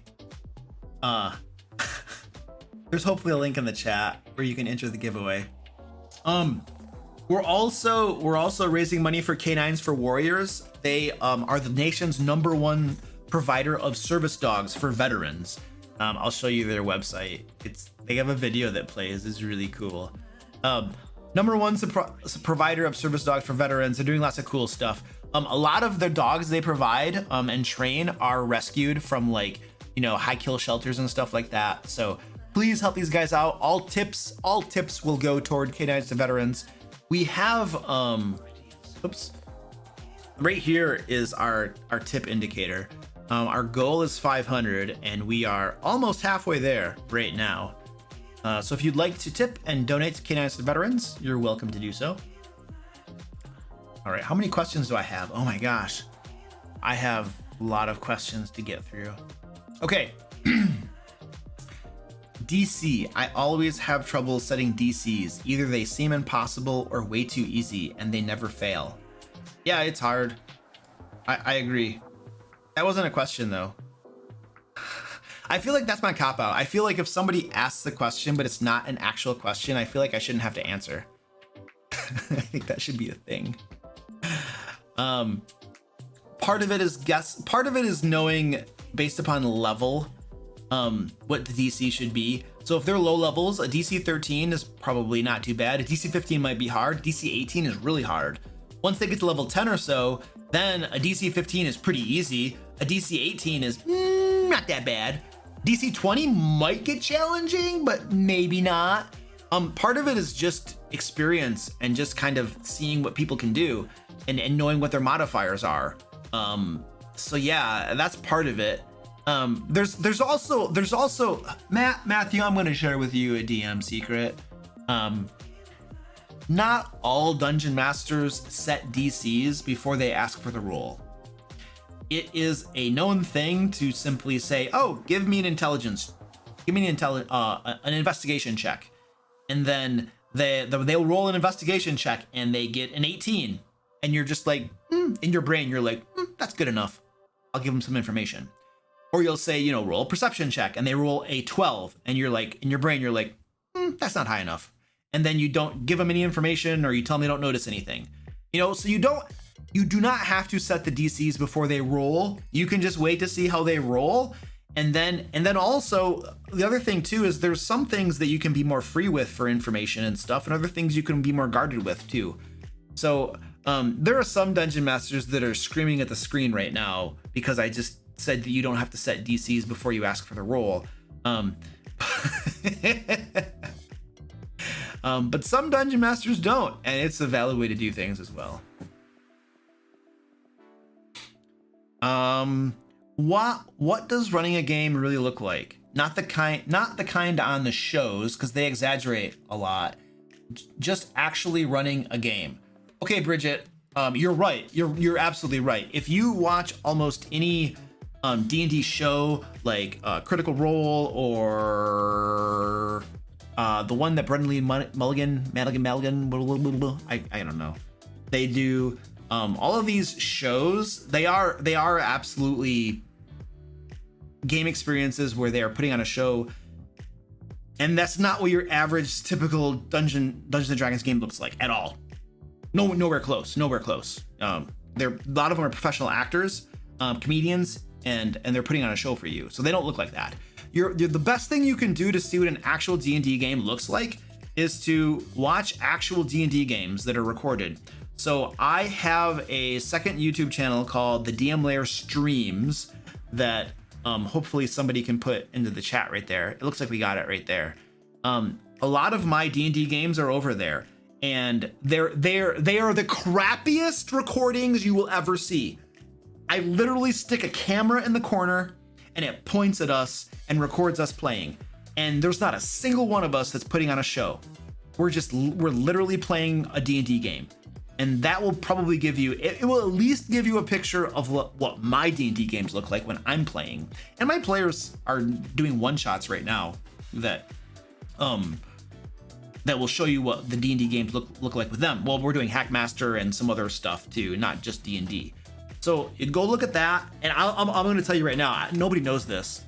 I am planning on putting all of those, I'm going to start putting those game session recordings of our games on my main channel too. So I'm going to stop putting them on the DM Lair streams, and I'm going to start putting them on my main channel. And those are going to come out on, what day are those coming out on? I have a schedule here. Where's my schedule? Saturdays. So those will start coming out on Saturdays. Every other Saturday, those will be on my channel. So you don't actually have to go to my second YouTube channel. They'll be on this channel starting in the future. Yeah, and so you'll at least be able to see the games that we play, and we're not putting on a show. It's an actual real D&D game. It's not super high quality production. It's just a camera in a corner. Now I do use a boom mic, so we have really good audio quality, so you can hear us very well. But you can't see a whole lot. But it is a real D&D game. My DM thinks flying races are too OP. Yes, they are. So they are all banned. That's probably a good call on the DM's part. Any ways to change his mind? I am not going to help you change his mind because sounds like you have a very reasonable dungeon master. Sorry. Why Pathfinder 2.0? I'll tell you why Pathfinder 2.0. I just refuse to answer somebody's question. I think that's legitimate. I think I should be able to just refuse to answer them because I don't want them to be able.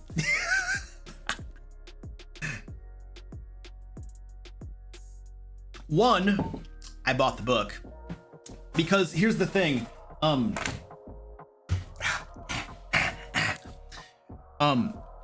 Our first Kickstarter, Into the Fae, the printer we used was not a very good printer, and I was dissatisfied. And so I was investigating other printers, and the printer that I was really interested in using is the same printer that prints Paizo's books. And so I wanted to get an example of a book that they had printed, and so I got this book. And the printing is spectacular. You guys, if you come, this is really interesting. Now that I know more about printing and binding quality and all of this kind of stuff, if you look at Wizards of the Coast books, they're not well printed. The binding on them is not good. Like these are not like, if you compare like the thickness of this part of the book right here, a lot of times they have really crappy cover thickness right there. Like this part of the cover is nice and thick, but right here is really crappy. The binding, they don't do like group binding where you put 16 pages together, you sew them and then you bind them. Wizards just glues them all in one big bunch, which is an inferior, lower quality binding. So Wizards cuts corners a lot on their book qualities and their binding. Paizo does not. This is like crazy high quality. So anyway, the reason I got this originally was I wanted to see the quality that this printer does for Paizo, and it's amazing. And so then that was like, okay, cool, I'll do business with you. So that's the reason I originally got this. But then I've been increasingly dissatisfied with 5th edition. And now that they're doing 1 D&D, I'm just like, oh, rolling my eyes. And so at that point, and I had literally just finished a Curse of Strahd campaign. And so I had finished a campaign. I was becoming disillusioned with 5th edition. And so I was like, you know what? I really just, maybe I should run a different edition, a different game system for my next campaign that I run, you know? And I literally had this on my desk and I was like, hey, maybe we do this, because I liked D&D 3.5 and Pathfinder 1st edition is essentially D&D 3.5.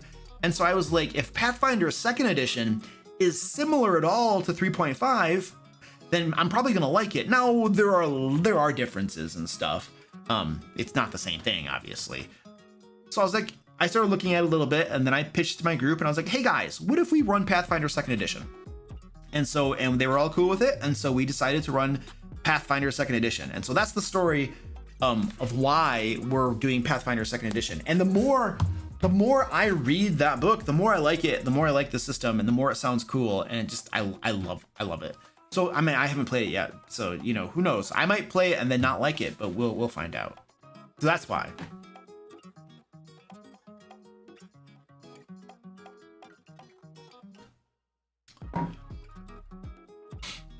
I'm making a new campaign based on a book series, and I need to be able to create stats on creatures from the book. Need advice on how to do that? Find a pre-existing stat block that's pretty darn close and then use it. Tweak as needed. Have you tried the old school Essentials game system? No, I haven't. It's similar to original basic D&D with some serious improvements. Have not tried it. Favorite difference between Pathfinder 2.0 and 5th edition? What are you most excited for? I love how you get 3 actions per turn and different things take a different amount of actions. I love how characters you get like tons of feats. Feats are like built into characters, and you're getting feats like every time you level up a character, you're getting cool stuff.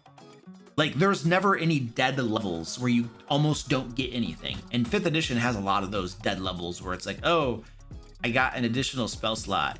Yay. And you're just like, whatever. So it seems like leveling up characters and getting cool stuff for your characters. It seems like there's a lot more customizability for characters because of all the feats that you can get. The feats have different prerequisites and levels too. And so it seems like it's a little bit, you can't like, not every feat is the same power, and so you can't get the super powerful ones at low levels. Unlike 5th edition, where you can get crazy powerful feats at first level if you're a human, alternate human or whatever. I like that. I also love their multi-class rules in Pathfinder 2nd edition. In other words, there is no multi-classing. You can take a feat, I believe, or an option that allows you to take feats from other classes, if I'm remembering it correctly, but you can't actually take an additional class. You can't literally take a second class. You can just take some of their features and feats and stuff. Don't quote me on that, because I read it a little bit ago and I haven't actually played it. So, you know, you read something and it gets hazy in your brain. I really liked that, because one of the things I hate about 5th edition is splashing classes. I hate it. I hate the whole splashing warlock and splashing this and the other and doing all these crazy stupid horse crap things. And every time a new class comes out and new subclasses, you get new broken combos. You know, I mean, there's literally a D&D channel that's devoted to creating videos that shows you all the ridiculous broken combos and stuff, you know, and he puts out video every single week on new ridiculous insane crap, you know. So I think those are some of the things that come to my mind for that.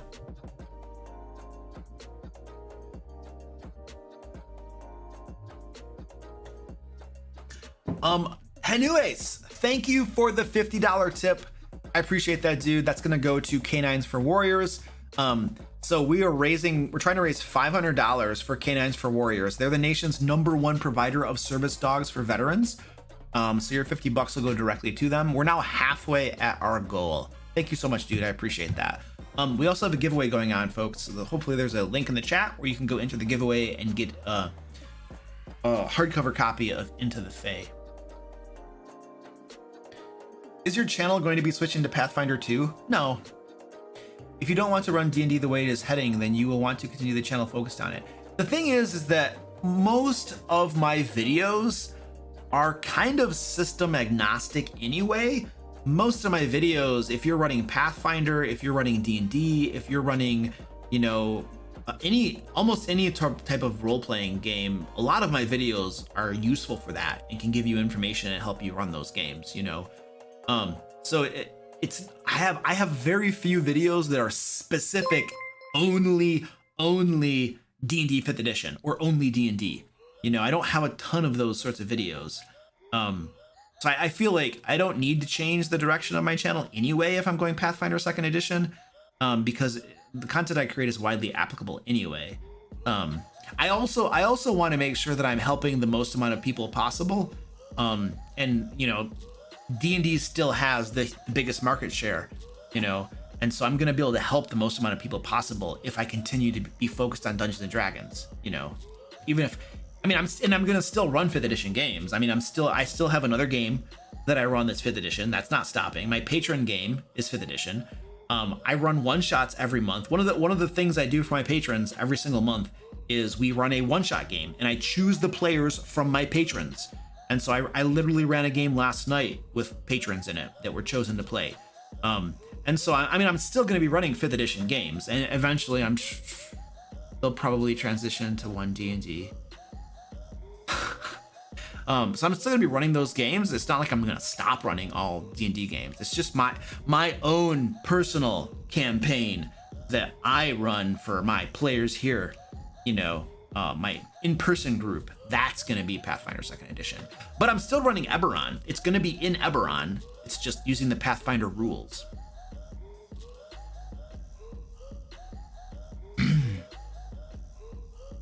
That's the same question. I'm gonna mark that. I answered that. Any reasons as to why the new volume and content doesn't appear on the DM Lair store? Yes. So Sir Vic, here's what I'm doing. This is a decision that my team and I made.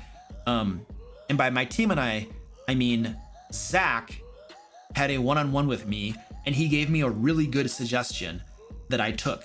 And what we're doing now is when an issue of Lair magazine or any other content comes out to my patrons, it will be exclusive to my patrons for the first 2 months.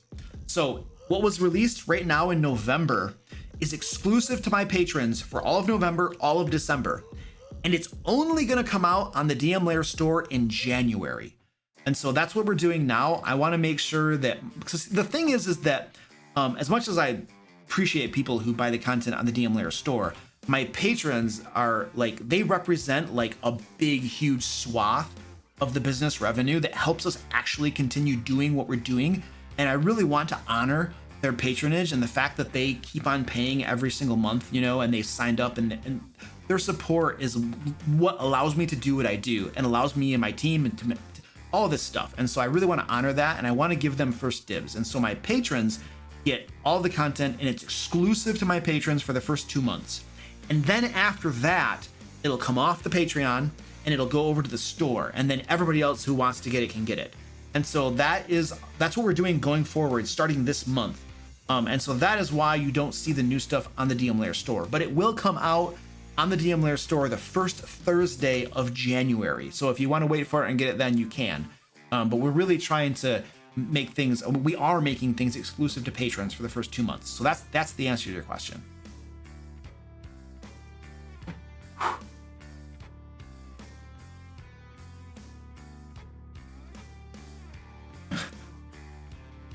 Danny says the patrons are lovely little nuggets that we appreciate very much.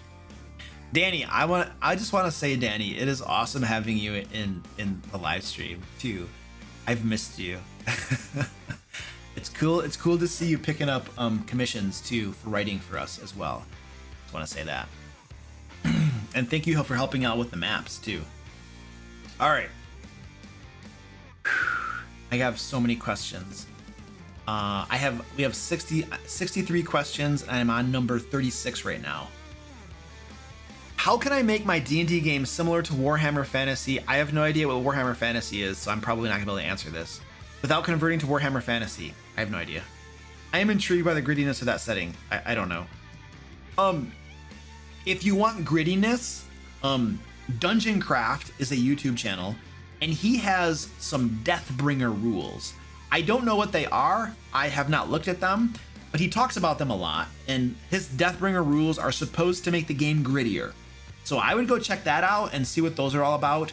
I don't know what they are. I have not looked at them or anything. I've heard about them, and I like Dungeoncraft. I think he's a cool dude. So I have a feeling that those rules are probably pretty decent, and you can go take a look at them. But if they're not, and you don't like them, don't blame me, please. What's a fun mechanic you can borrow from other editions or systems that can make skill-based D&D games fun? I have no idea. Dungeons & Dragons 6th edition asked that question. That's awesome. I don't know. A skill-based D&D game? I have no idea. I can't answer your question. I'm sorry. I really have to think about that and think about others. I'd have to spend a lot of time thinking about that. That's a harder question for me. I don't usually homebrew a whole lot for my games, only where needed. So I got nothing. I'm sorry. I'm done. Moving on. Cami Cage, how do you incorporate random encounters and travel time into a campaign without magically arriving to the destination? Do you figure out travel time and roll encounters per half hour? Oh gosh, no. No. The most I'll ever do is every grid of travel represents like a day. You know, you can usually travel 24 miles in a day. And so every day I'll roll for a random encounter as they're going along the grid. And maybe they get to their destination without a random encounter and nothing happens. Maybe they roll a random encounter, and then once they get a random encounter, they don't get another one. It's like one random encounter and then they arrive at the destination. However, I will tell you this. These days, I almost never use random encounters. I almost always have planned encounters. So if I know they're going to travel from here to here in advance, I will plan an encounter they will come across along the way. I usually call it a point of interest. And it will, because it's not actually just monsters attack or something. It's something more intriguing. It's something more in depth. It's something better than a random encounter. So I call it a point of interest. And it's something they will come across as they're traveling. The only examples that come to my mind are like things that haven't happened yet, and I can't reveal them because it'll ruin it for my players if they listen to it. But I'll usually plan something in advance that they'll come across along their travels, that'll be a fun little thing for them as they travel. And it might reveal something about the lore of the world. It might introduce some NPCs. It'll probably involve a combat, maybe. It doesn't have to, but it might. But it'll do something really cool. It'll do some cool stuff. And so I almost always plan those out now. I almost never do random encounters these days, in all honesty.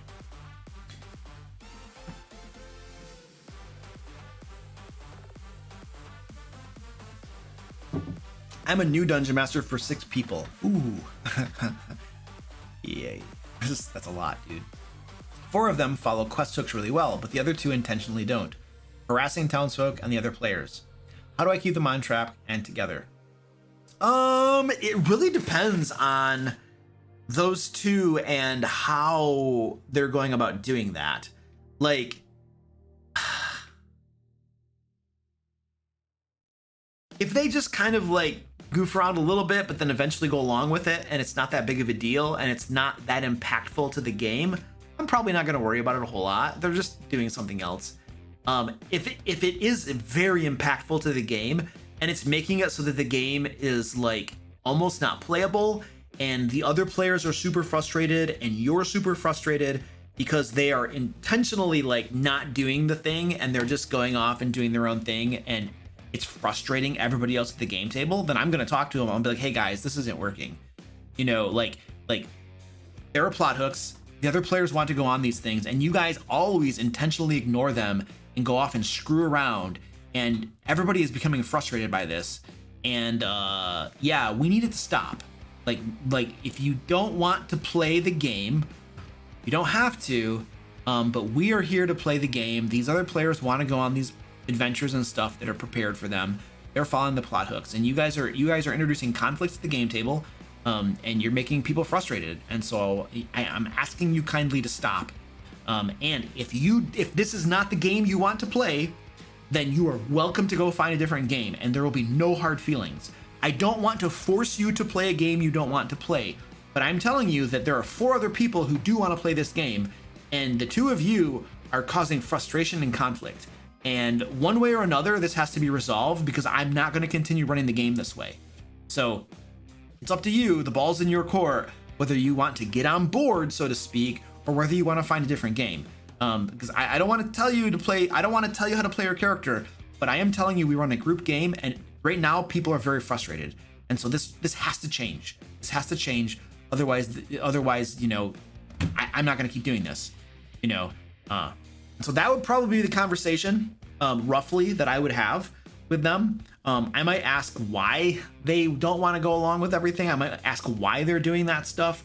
You know, I would also consider what I know about them as people, like their character and their personality and stuff, because, you know, there are some people that would do stuff like that I would just probably kick them out immediately, because I know exactly what they're doing and it pisses me off, and they're intentionally subverting things, and they're intentionally sabotaging things, and they're doing it from a bad place.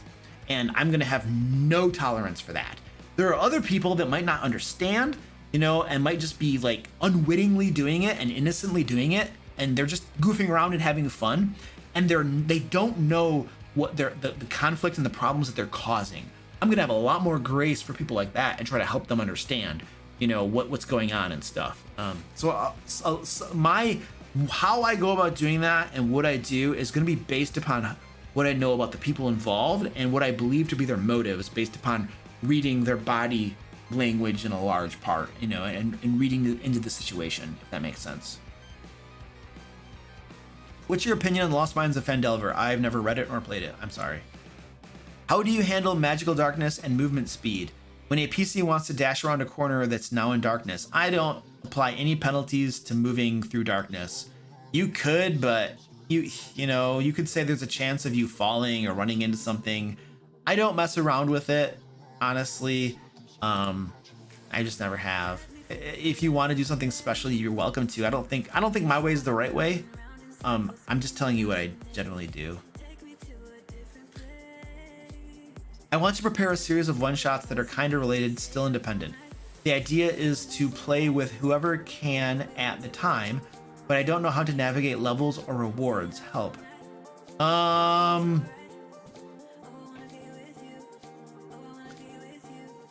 You can either yeah. Your one option is the West Marches type of game where the players organize the game, but it doesn't sound like you're looking to do that. It looks like you just want to be able to run one shots where people can show up with whatever, and then they can run the game. So you have to put a level restriction on it. You know, like if random people are going to show up, you need to tell them like what level character to bring, and you have to have a group limit, like, you know, maximum 5 people. That's it. I can't run the game for more than 5 people. Like, otherwise you're going to have a really hard time balancing and doing anything. So you're going to have to put some reasonable restrictions and just tell your players, hey guys, this is the way it works. I can only have 5 of you, and this is a level 3 adventure, so bring a level 3 character. You know, I mean, you have to put some restrictions on that. You have to put parameters on that, because if you don't, like, you can't prepare one shots for like any number of characters that show up of any level ranges. You can't. Like, somebody out there will be like, well, you can, and here's how. Yeah, okay, maybe there's some crazy way you could do that, right? But geez, man, I wouldn't wish that. I mean, I could think of a way that I could do that, but man, that's complicated, and I wouldn't wish that on anybody. Listen, being a dungeon master is hard enough. I am going to put reasonable parameters on my players and ask that they follow them in order to facilitate the ease of running the game for me. Because, hey, do you want to play the game? Then I'm going to give you some reasonable parameters to follow. Maximum number of players, and bring this level, or maybe a range of levels. Levels 3, 4, maybe 5 or something. Something that I feel comfortable working with. So give them parameters. Otherwise, it's just too hard. It's probably not worth it. Is there a market for helping dungeon masters set up maps on Roll20 to save them time? Where could this be advertised? I have no idea if there's a market for that. I doubt it, because like if you were selling that service and I wanted you to help set up my maps, like dynamic lighting, for instance, then I would literally have to give you like my login information for my account, and I will never do that to anybody. And so I don't know that I don't know that it's implementable. I can tell you that Roll20 is like 20 years behind the times. Like I have published one thing on Roll20, and their interface and their back end and everything is so backwards and crazy. Like I'm imagining like a code base of spaghetti code, just absolute horrible hot mess, you know, because it is so, it's probably like a 2,000 line if else for like 2,000 lines or something for half of their code or more. Like it's so crazy. And so I don't think that there's a way for you to implement that, you know, without getting people's passwords and stuff. It's just crazy. Anyway, besides which, many of the people I know don't even use dynamic lighting anyway. We turn it off because it kills your computer speed, and lots of players have trouble with dynamic lighting. And so I don't even use dynamic lighting anymore. I just use Fog of War, and I reveal parts of the map, and I call it a day. It's way easier, and it helps with everybody's runtime on their computers and stuff, you know. Yeah, Roll20 is an old beast that someone needs to shoot in the head. It's so old and like crappy.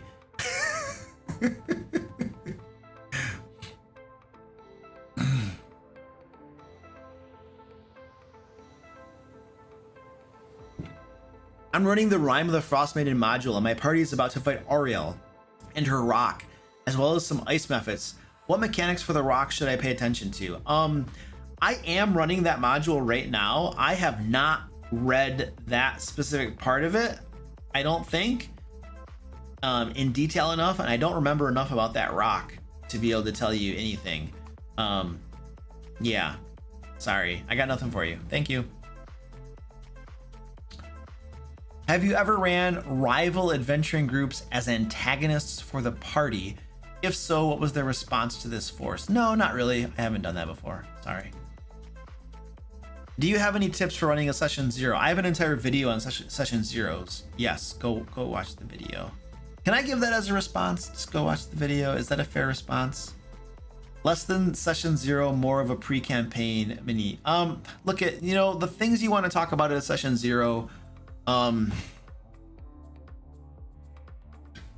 Tell your players what the game's mostly about, you know, say, hey, this is the type of game we're going to be running. These are, you know, you probably want to go over some like boundaries and stuff, things that, you know, they should know about your game. Like, you know, if you guys all know each other and you're a friend group, then you probably don't need to worry about, like, you know, like boundaries and people crossing lines and stuff like that. But if you don't know anybody and you're all new, like, you should go over some stuff like, hey guys, guess what? These are some things that are not allowed in my games. Rape. Nobody's doing any of that. Forget about it.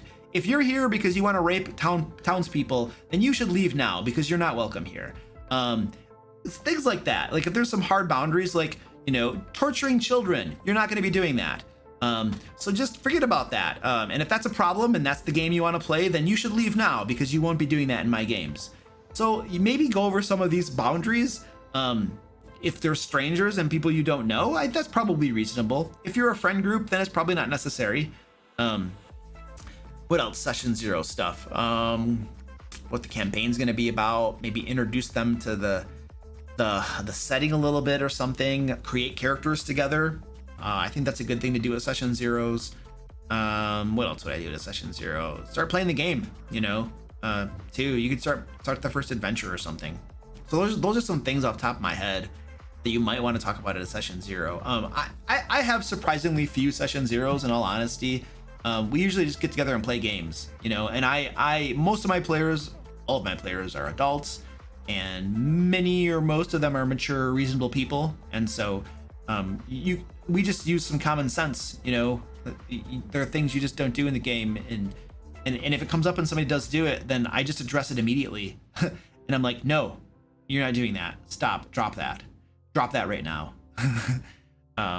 So I don't know.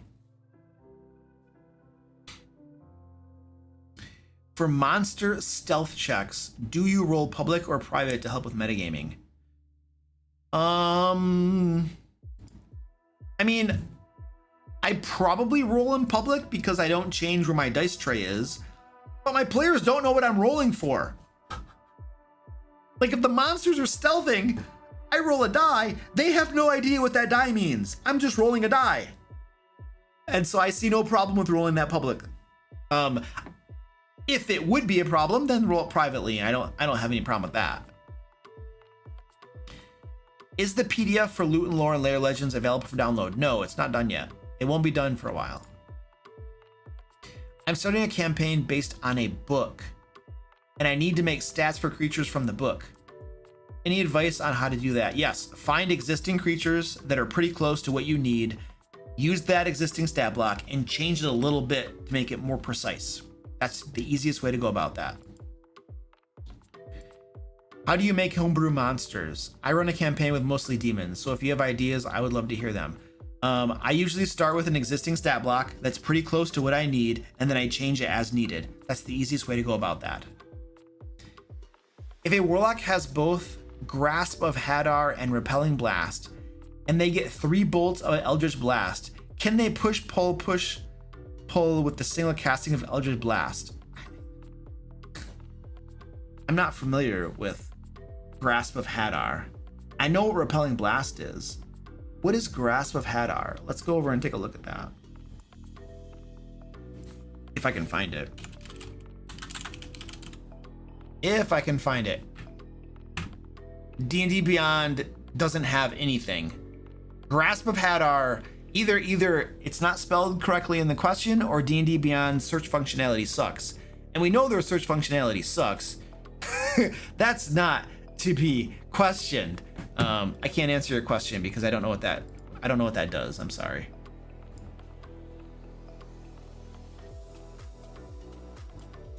Are there rules for how to run pirate ships to fight each other?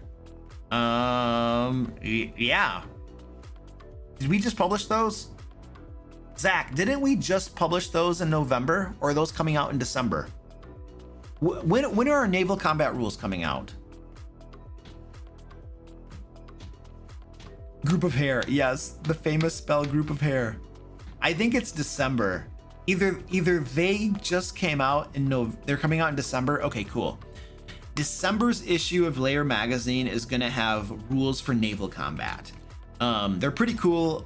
Zach designed them and stuff, and it's really cool. I like them a lot. It allows you to customize your ship a bit, customize the different, like, some battle stations and different things you can have on your ship. Instead of just giving you like standard stat blocks for ships that you have to choose, you can like customize different things. We have rules for like different titles on the ship, like a captain has certain rules and things the captain can do in combat. There's other I forget all the names of them, but there's like the first officer or the first mate, and then there's what is it? The people battle. There's a master of arms or something. I don't know. There's different rules of different roles and stuff, and I forget all the names of them. But you can choose different roles to play on the ship that gives you different bonuses and different things and actions you can do while you're on the ship and stuff like that. So it's pretty cool. Coming out in December on Lair magazine. On the giveaway, can we get credit to the store? I ordered the Fae with you. Yes. Yeah, for the giveaway tonight, if you win, you will have the option of getting into the Fae or store credit on the DM Lair store. Yes, you will have the option. If you're not in the US, you will just get store credit on the DM Lair store, because I will not ship internationally. That's just the way it is. Have you considered making rules for ship and other vehicle combat? Yes, yep.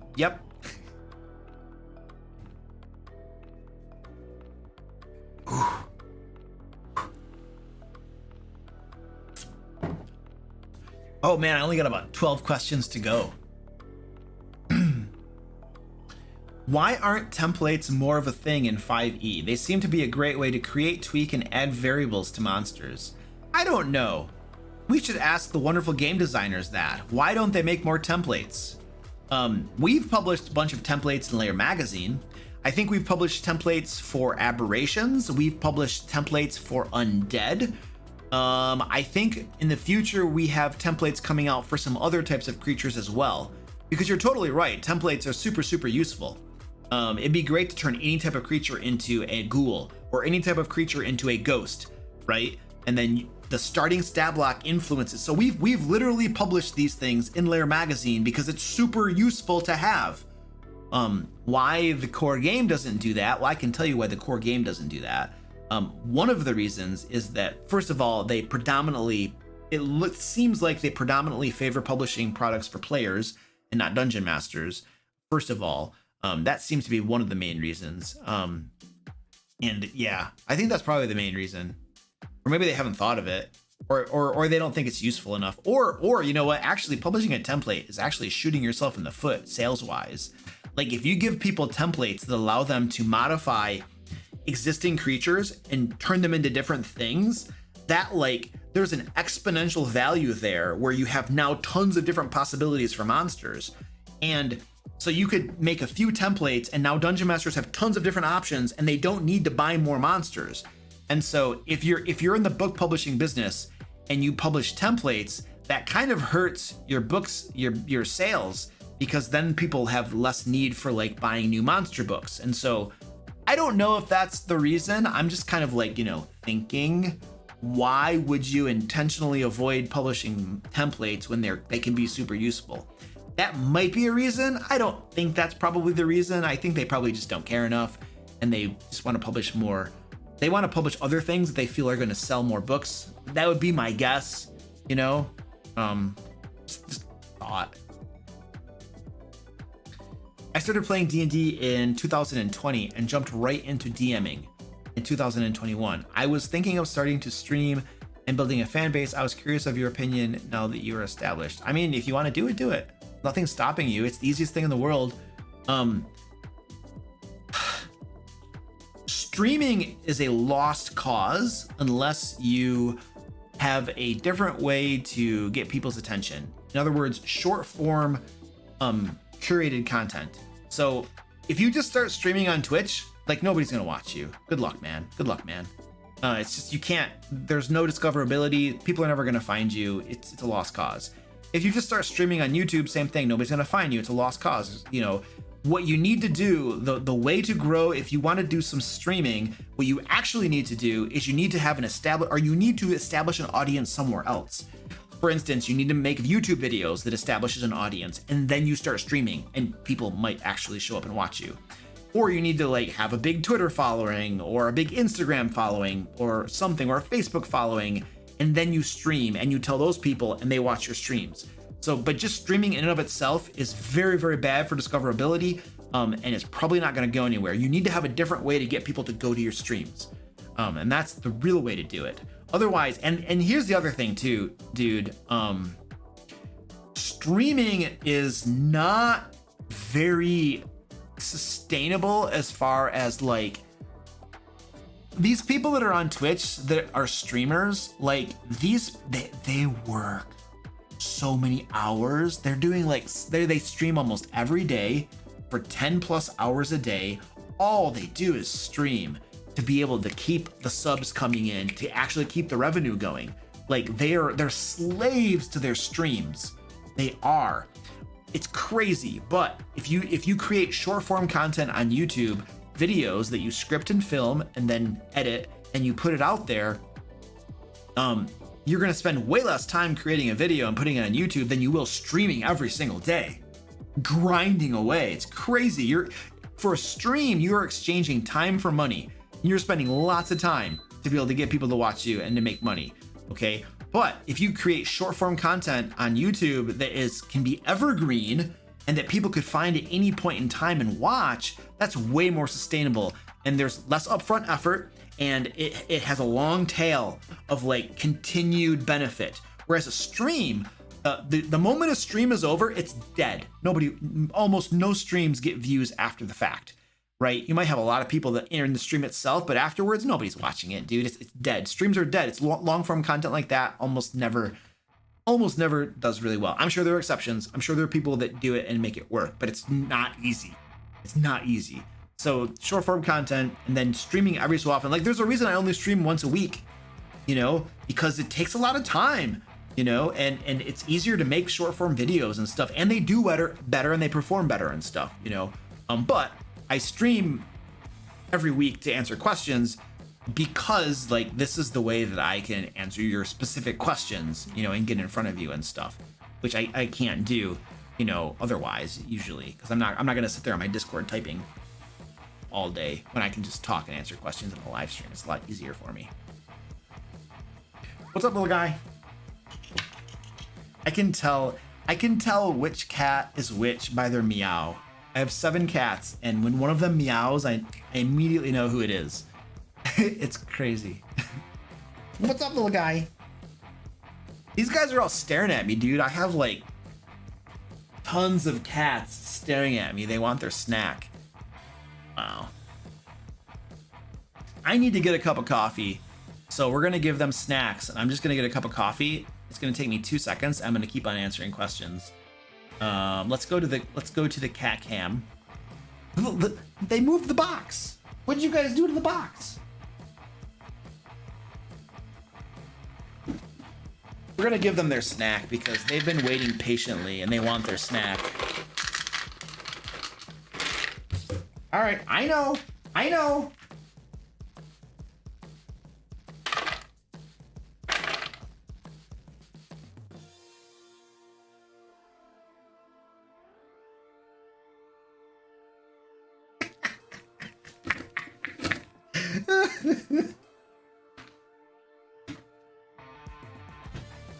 All right, I'm gonna get coffee.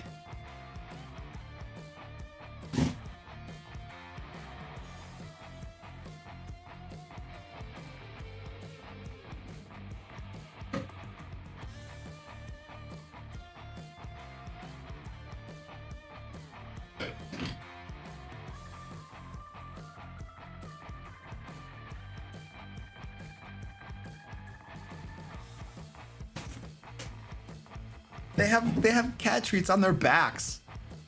Okay, how do you deal with game master burnout or getting back into being a GM after a while? Game master burnout happens, in my opinion, when you are burnout for anything happens when you're doing it too much and you lose your excitement. That's when burnout happens. You're doing it a whole lot and you stop being excited about it. It's no longer fun for you and it starts to feel like work. That's what burnout is. That's what burnout is. Too much and it's no longer exciting and fun. It feels like work. And so the question is how to deal with game master burnout. So let's reverse that. Stop running games. Take a break. That's the first step right there. Take a break. Play in some games. Just not play at all for a while. So that when you come back and you start playing again, it feels fresh and new and exciting and you enjoy it again. That's a great way to start. One of the things I do as well is I try to really think about the things that I enjoy about being a dungeon master and what do I enjoy about being a game, and then try to make sure that I'm doing those things. Because I can't just stop running a lot of my games because of what I do for a living. Like, I have to keep running these games. I can't just take a break. It doesn't work that way. And so I have to use different strategies. Like, I'll think about, okay, why am I running this game? What's exciting about it? Okay, and then I lean into that and I think about that and I try to enjoy that aspect of it. Because especially for me, it can definitely feel like a job. Because it literally is like, it's what I do for a living. Not run games, but just Dungeons and Dragons and stuff in general. It's what I do for a living, you know? So, but taking a break is really good, really good.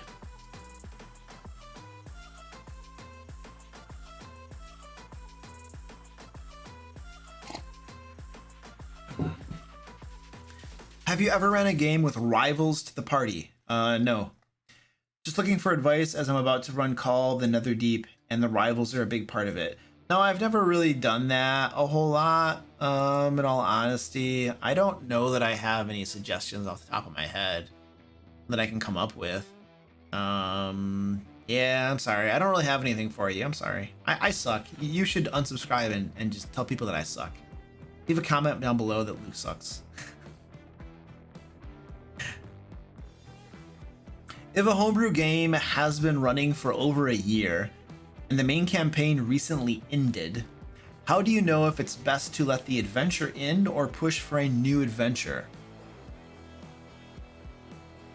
Your gut. You're just gonna go with your gut. Like what do you feel like doing? Like, what do you want to do? Do you want to just keep running that same campaign? Like the main campaign is done, but you still have the group. Did they still want to keep on using those same characters and just play more adventures? Do you just want to keep making more adventures? You know, like you can make another little campaign. Like, let's pretend your main campaign ended the level 15. Okay, cool. Now make another little mini campaign that goes from level 15 to 20 with a different big bad and just continue onward, you know? But ultimately, like, you're going to go with what you feel like doing. What do you think would be fun? What do your players think would be fun? What do they feel like doing? Ask your players, hey guys, do you want to keep on playing your level 15 characters? Or do you want to play a new campaign and start at level 1 or level 3 or something? You know, and see what the group thinks. So there's no right answer to that. It's going to be based upon what you want to do. What do you think will be the most fun? There's no right answer. And there's nothing to say either that you can't start a new campaign at level 1, play to level 3, and then be like, hey guys, we're going to take a break and pick up our level 15 characters again and have another adventure. And then if you can somehow work that organically into your new campaign so that occasionally they can pick up their old characters and do something that is important for that new campaign with the low level characters, well, then you can have a campaign where they occasionally can play high level characters and then play lower level characters for a while. And you might be able to flop back and forth every so often to give variety. Like, there's a way there's easy to do that, you know? So that's an option too. And that way it's kind of the best of both worlds. If people have like that dual desire to both play a new campaign and also keep on with their old characters, it's possible to do both.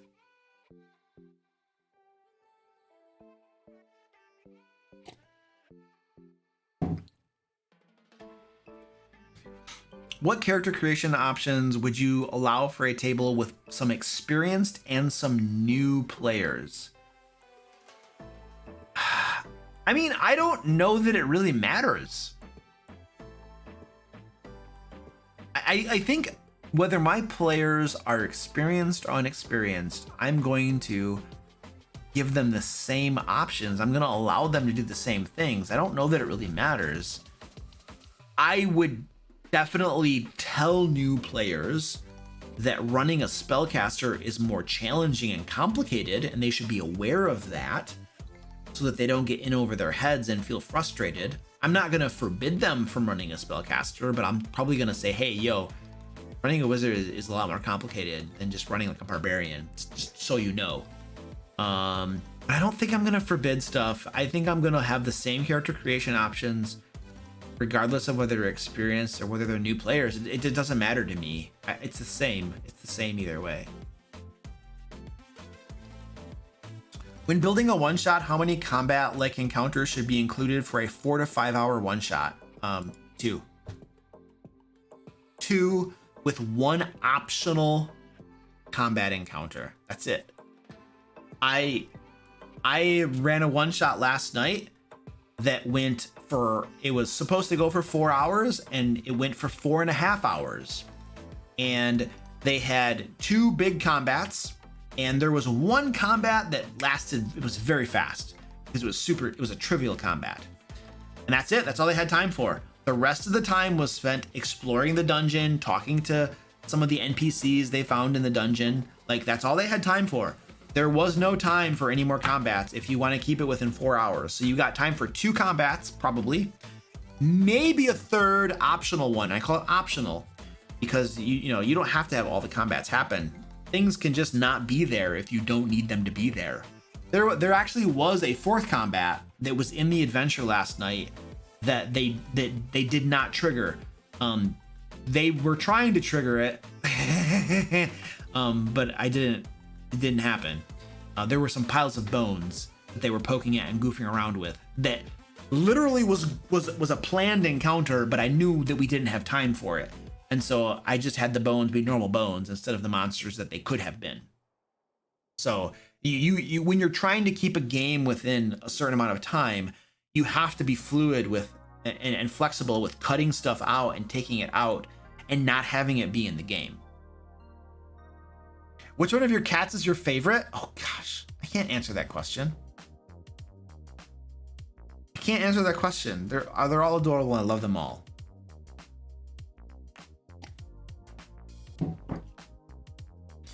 Do you have any best practices for running underwater combat? Yes.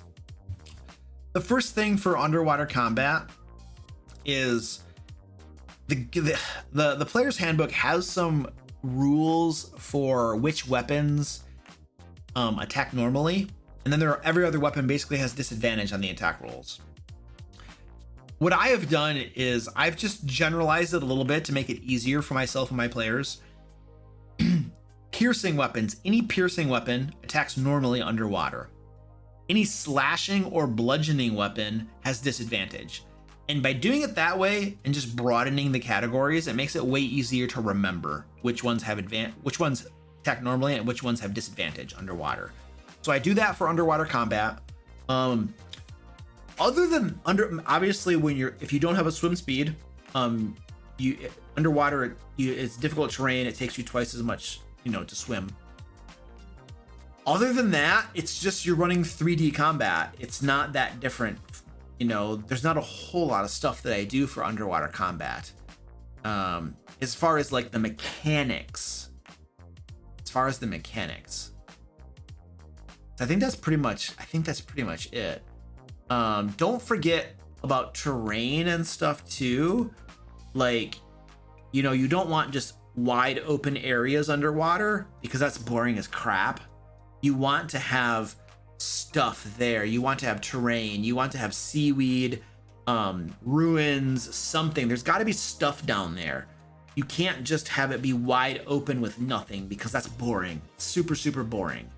So definitely have stuff down there, underwater type stuff, you know. Wow, I'm almost caught up on the questions. I almost got through all of them already. That's not little guy, that's Ed's cat. Ed's not here. Ed is not here. He has no claim over little guy if he can't bother to show up to a live stream. Ed actually has a game, I think. Wait, no, wait. Wait a second, it's Friday. Where is Ed? Does he have a game? He probably has a game. Do I? Penguin Butt. Oh, Penguin Butt. Hello, Penguin Butt. I didn't see you before, Penguin Butt. Do I need to call Ed and get his butt on the stream? If he wants his cat, yeah. Do you know what happened? I'm pretty sure that some of the game accessories that I ordered for Ed arrived today. And so he's probably playing with his new toys. It would be my guess. Quick, everyone, ask a question. Yeah, I'm almost through the questions.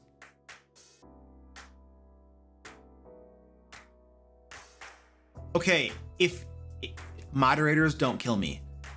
If you asked the question way earlier in the stream and I didn't answer it, then repost it, because it probably did not get into the sheet. Yeah, I'm sorry, moderators. They're all gonna kill me now. Because I'm pretty caught up on the questions. No, I didn't remove the super chats at all. They should be there. Are you not able to super chat? Oh, by the way, Kirby. Kirby, thank you for another $25 tip to Canines for Warriors, dude. I appreciate that, man. We are now past our halfway mark on our goal. So we're raising money for Canines for Warriors, folks. All tips will go toward them. They are the nation's #1 provider of service dogs for veterans. So our service members in the military who need service dogs for reasons like PTSD or whatever they need service dogs for, Canines for Warriors helps them get the dogs they need. So our goal is to get $500 for them, and we are over halfway there now. And when the green gets here, we'll hit our goal and we'll do a $500 donation for them. So thank you, Kirby, for contributing another $25 to that. I really do appreciate that. We're also doing a giveaway too, by the way, folks. Sign up for the giveaway. There's a link down in the chat. Hopefully you can win a hardcover of Into the Fae or store credit on the DM Lair store as well.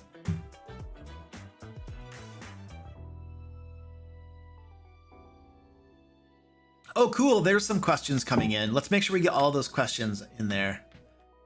Nice. You can ask me non-D&D questions too. I love talking about things that are not D&D related. Squeaky, what are you doing? All right, he just did something bad, I'm sure. I'm gonna have to deal with that later. Oh gosh. When is it appropriate to max the monster hit points? Whenever you want to. You can change your monster hit points whenever you want to, dude. My DM has always maxed monster hit points. We recently started Into the Fae, and combat feels incredibly difficult. Yeah, he's making it. Well, here's the thing. He can do what he wants because he's the dungeon master. I would argue that increasing hit points is not the best way to increase the difficulty of combat, because it just makes combat take longer because there are more hit points. A superior way to increase the difficulty of combats is to increase the damage output of monsters, because then they become more dangerous because they're doing more damage, but the combat does not take longer, because combats can already drag on for a long time in 5th edition or almost any edition of D&D.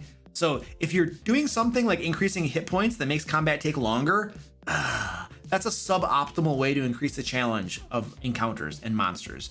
A better way is to increase their damage output. So I would say that your dungeon master wants to make things more challenging, which is fair, because everything in Into the Fae was made based upon the challenge rating rules, and those have not aged very well according to the new power of character options that are coming out. And so they're probably on a okay path of trying to increase the challenge of things. I wouldn't be increasing hit points, I would be increasing the damage output. But my suggestion for you, it sounds like you are a little frustrated by how challenging the encounters are. If you're not enjoying that level of challenge, then talk to your dungeon master and let them know that you feel like it's too challenging or something. I would also ask the other players if they feel a similar way. If they're all enjoying it and loving it and you're a lone voice, then, you know, I mean, your dungeon master is giving most of the players what they want, you know, and so, you know, but if all the other players are feeling the same way, then you might all just kind of say, hey, dungeon master, you know, we feel like the game is too challenging, and it's so challenging that it's less enjoyable. And then they might say, oh, okay, cool, we can adjust things a little bit for you guys. Maybe they won't. I mean, at the end of the day, they might want to just run the game they want to run, and there might not be nothing you can do about it. And it might not be anything you can do about it. But you can always talk to them. But, you know, it's not going to hurt to talk to them. It's better than just suffering in silence and then finally one day just having a meltdown and quitting, which some players do that too.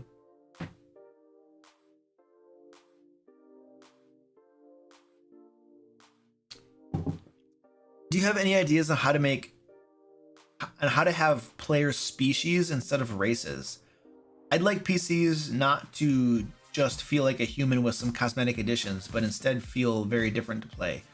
Yeah, this is what you do. You need to make them significantly different without just cosmetic differences. Like the answer to your question is literally in your question. Now, the devil is in the details. How do you go about doing that? How do you go about creating that? I don't have that answer for you. You're going to have to homebrew some stuff, and you're going to have to play around. Will you be producing ship combat rules? Yeah. In the December issue of Lair magazine, we have naval combat rules coming out. And so that issue of Lair magazine is going to come out the first Thursday of December, and we'll have naval combat rules in it. And they're really cool too, by the way. What is your favorite and least favorite elements of being a dungeon master? My least favorite part of being a dungeon master. Making digital maps. I refuse to do it. I will use pre-existing maps that I have commissioned. I'll use, like, one of the things that DM Lair patrons get is map packs. We have digital maps that patrons get every single month. Excuse me while I die.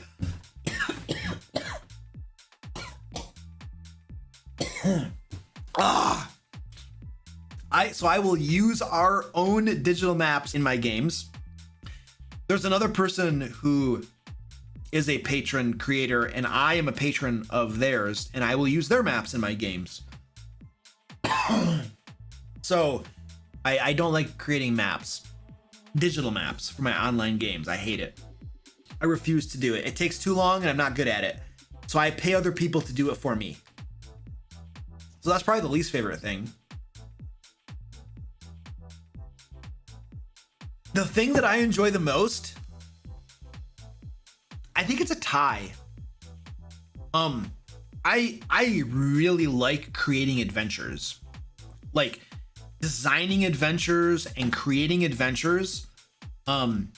Obviously this is not during the game. This is before the game.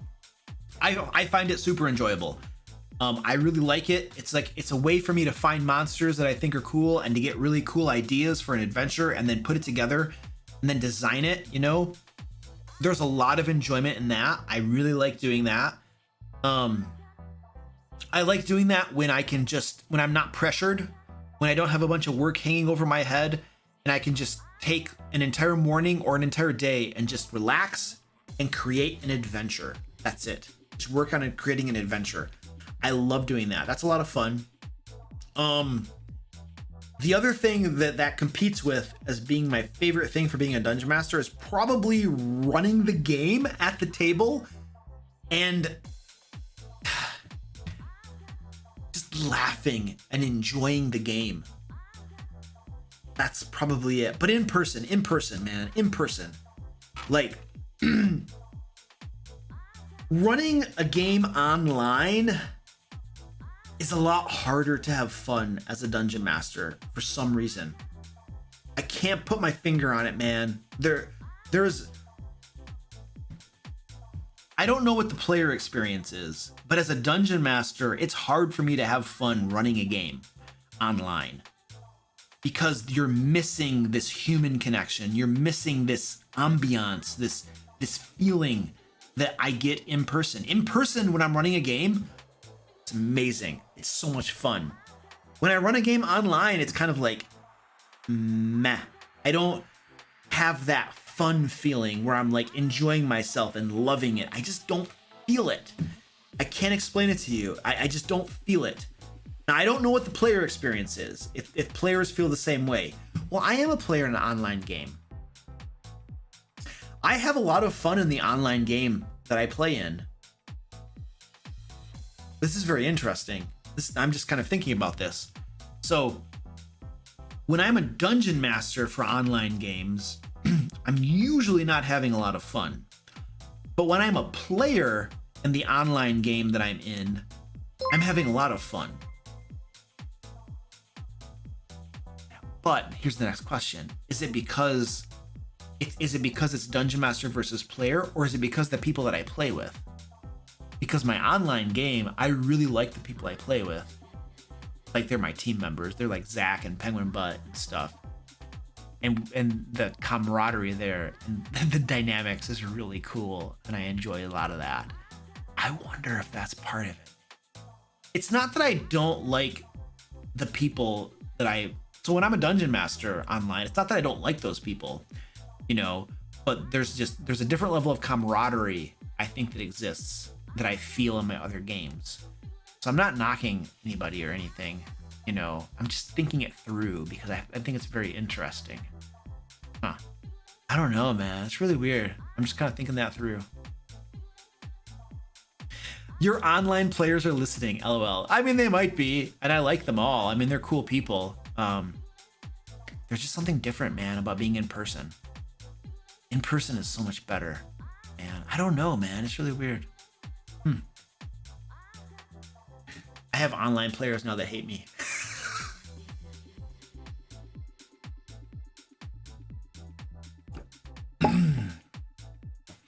I think too, part of it is that being a dungeon master for an online game is harder than being a dungeon master in person. 100%. It is more challenging to be a dungeon master when you're running an online game than when you're running an in-person game. It just is. It just is. It's more taxing, it's more exhausting than running a game in person. A lot of times when I'm running a game online, I'm like fighting with players who are speaking over me. Like, I'll be trying to talk and run the game, and players have like little interjections and comments, and in person, it's not a problem. Online, big problem, because people can't understand anything at that point. And so I find myself, you know, sometimes. So that's like one example of something that makes running a game online more challenging than running it in person. So I think it's harder to run games online. The other thing that is frustrating for running games online too is I'm like root causing this right now and thinking about like, why is it that as a dungeon master running games online isn't as fun as in person? So I'm literally doing this right now. I'm doing this exercise right now. I think another reason is I have to deal with technology. It is so frustrating to deal with technology running a game online. Somebody's Zoom isn't working. Somebody's microphone stops working, you know, or their video isn't working, or they can't get their rolls to go and show up in Roll20, or somebody can't see the map in Roll20, you know, or for some reason the map stopped working, or they have a random encounter and I need to find a map to use in Roll20, you know. I have to deal with technology. That makes it more challenging. In person, I don't got any of those problems at all. None of them. It's just, we're there, we play the game, it's fun, it's relaxing. So I feel like that's another aspect of running games online that makes it more challenging than running it in person. And it just makes it more frustrating for me as a dungeon master dealing with that technology. Yeah, because that technology, it can make the game really cool, but it can also get in the way. And somebody's got to use that technology and get it to work and manage it. And that's a lot of times me. So I think that's something else that makes running, it feels more, running a game online. Listen, so there's an element of facilitation involved when you're running a game. As a dungeon master, you are the facilitator of the game. And so you have to like make sure people get their turn to talk and all this kind of stuff. But as a in person, it's not that bad. It's fairly easy. But I feel like my job as a facilitator, I really have to work hard when I'm running a game online, to make the game, to run the game, to make it work. You know, it just feels like it's a lot more challenging, a lot more work when you're running a game online as opposed to running a game in person. Yeah, those are some basic thoughts on that. They can't bring you pizza and beer online. No, but they don't bring me pizza and beer offline either. In person, they don't bring me pizza and beer either. So it's a wash, dude. It's a complete wash.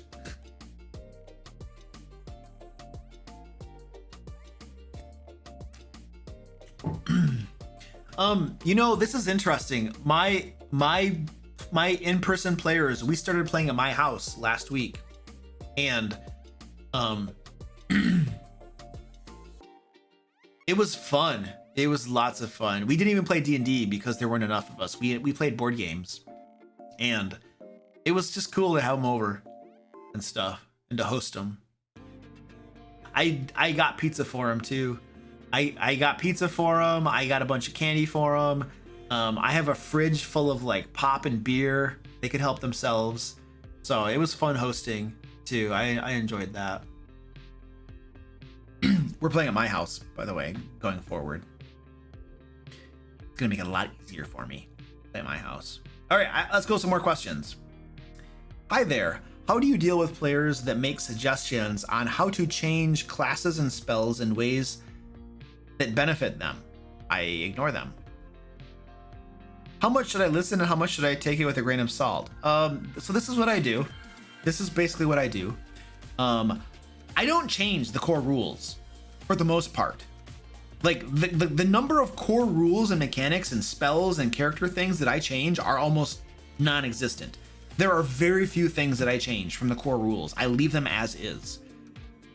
Unless something causes a big problem or I have a big gripe. But I don't change a whole lot of stuff. And so if a player wants to tweak and change stuff, I just say no. Like, unless something comes up in game that causes a big problem, we're not changing stuff. We're using the rules as written. It is easier.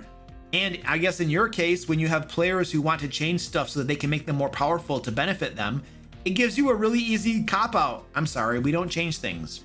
We use the rules as written. That's just how we do things. That makes it so easy for you to shut that down right away, because I know exactly what you're talking about. I don't have a lot of players who try to do that stuff, but I've had players before that really want to power game it, baby. So I would just say no, we're not changing that stuff. Sorry, you're not doing it. And I would call them out on it too. I'd be like, listen, dude, I'm gonna be straight with you. It really seems like you want to change these things because it's going to benefit you and it's going to make you more powerful. And I'm not stupid. I see what you're doing and I call BS on it, and we're not doing that. And that's the way that's going to be, dude. I'm just going to shoot straight. I'm probably going to be a little more diplomatic than that, maybe, depending on the mood that I'm in and who I'm dealing with. But here's the thing. Most of my players aren't going to try that bullcrap. And the players that I've had in the past, and I say past because those players didn't make the game very long. Well, no, actually one did, but anyway, he got kicked out. But anyway, the players that I've had in the past who would do that stuff, like I would be more aggressive toward those players because I know the bull crap they're trying, and it just gets at me. And so I'm just gonna be right at it. I'm like, no, we're not doing that. That's a bunch of bull crap, dude. My first ever campaign, and I'm the DM, running Curse of Strahd. How would you utilize foreshadowing and teasing encounters with Strahd throughout the campaign without a possible TPK? I mean, I just had them run into Strahd. I had Strahd summon them to his castle. I had Strahd show up and talk with them. I mean, I just had it happen, and my players were smart enough not to fight Strahd when they were level 2. You know, they just didn't try.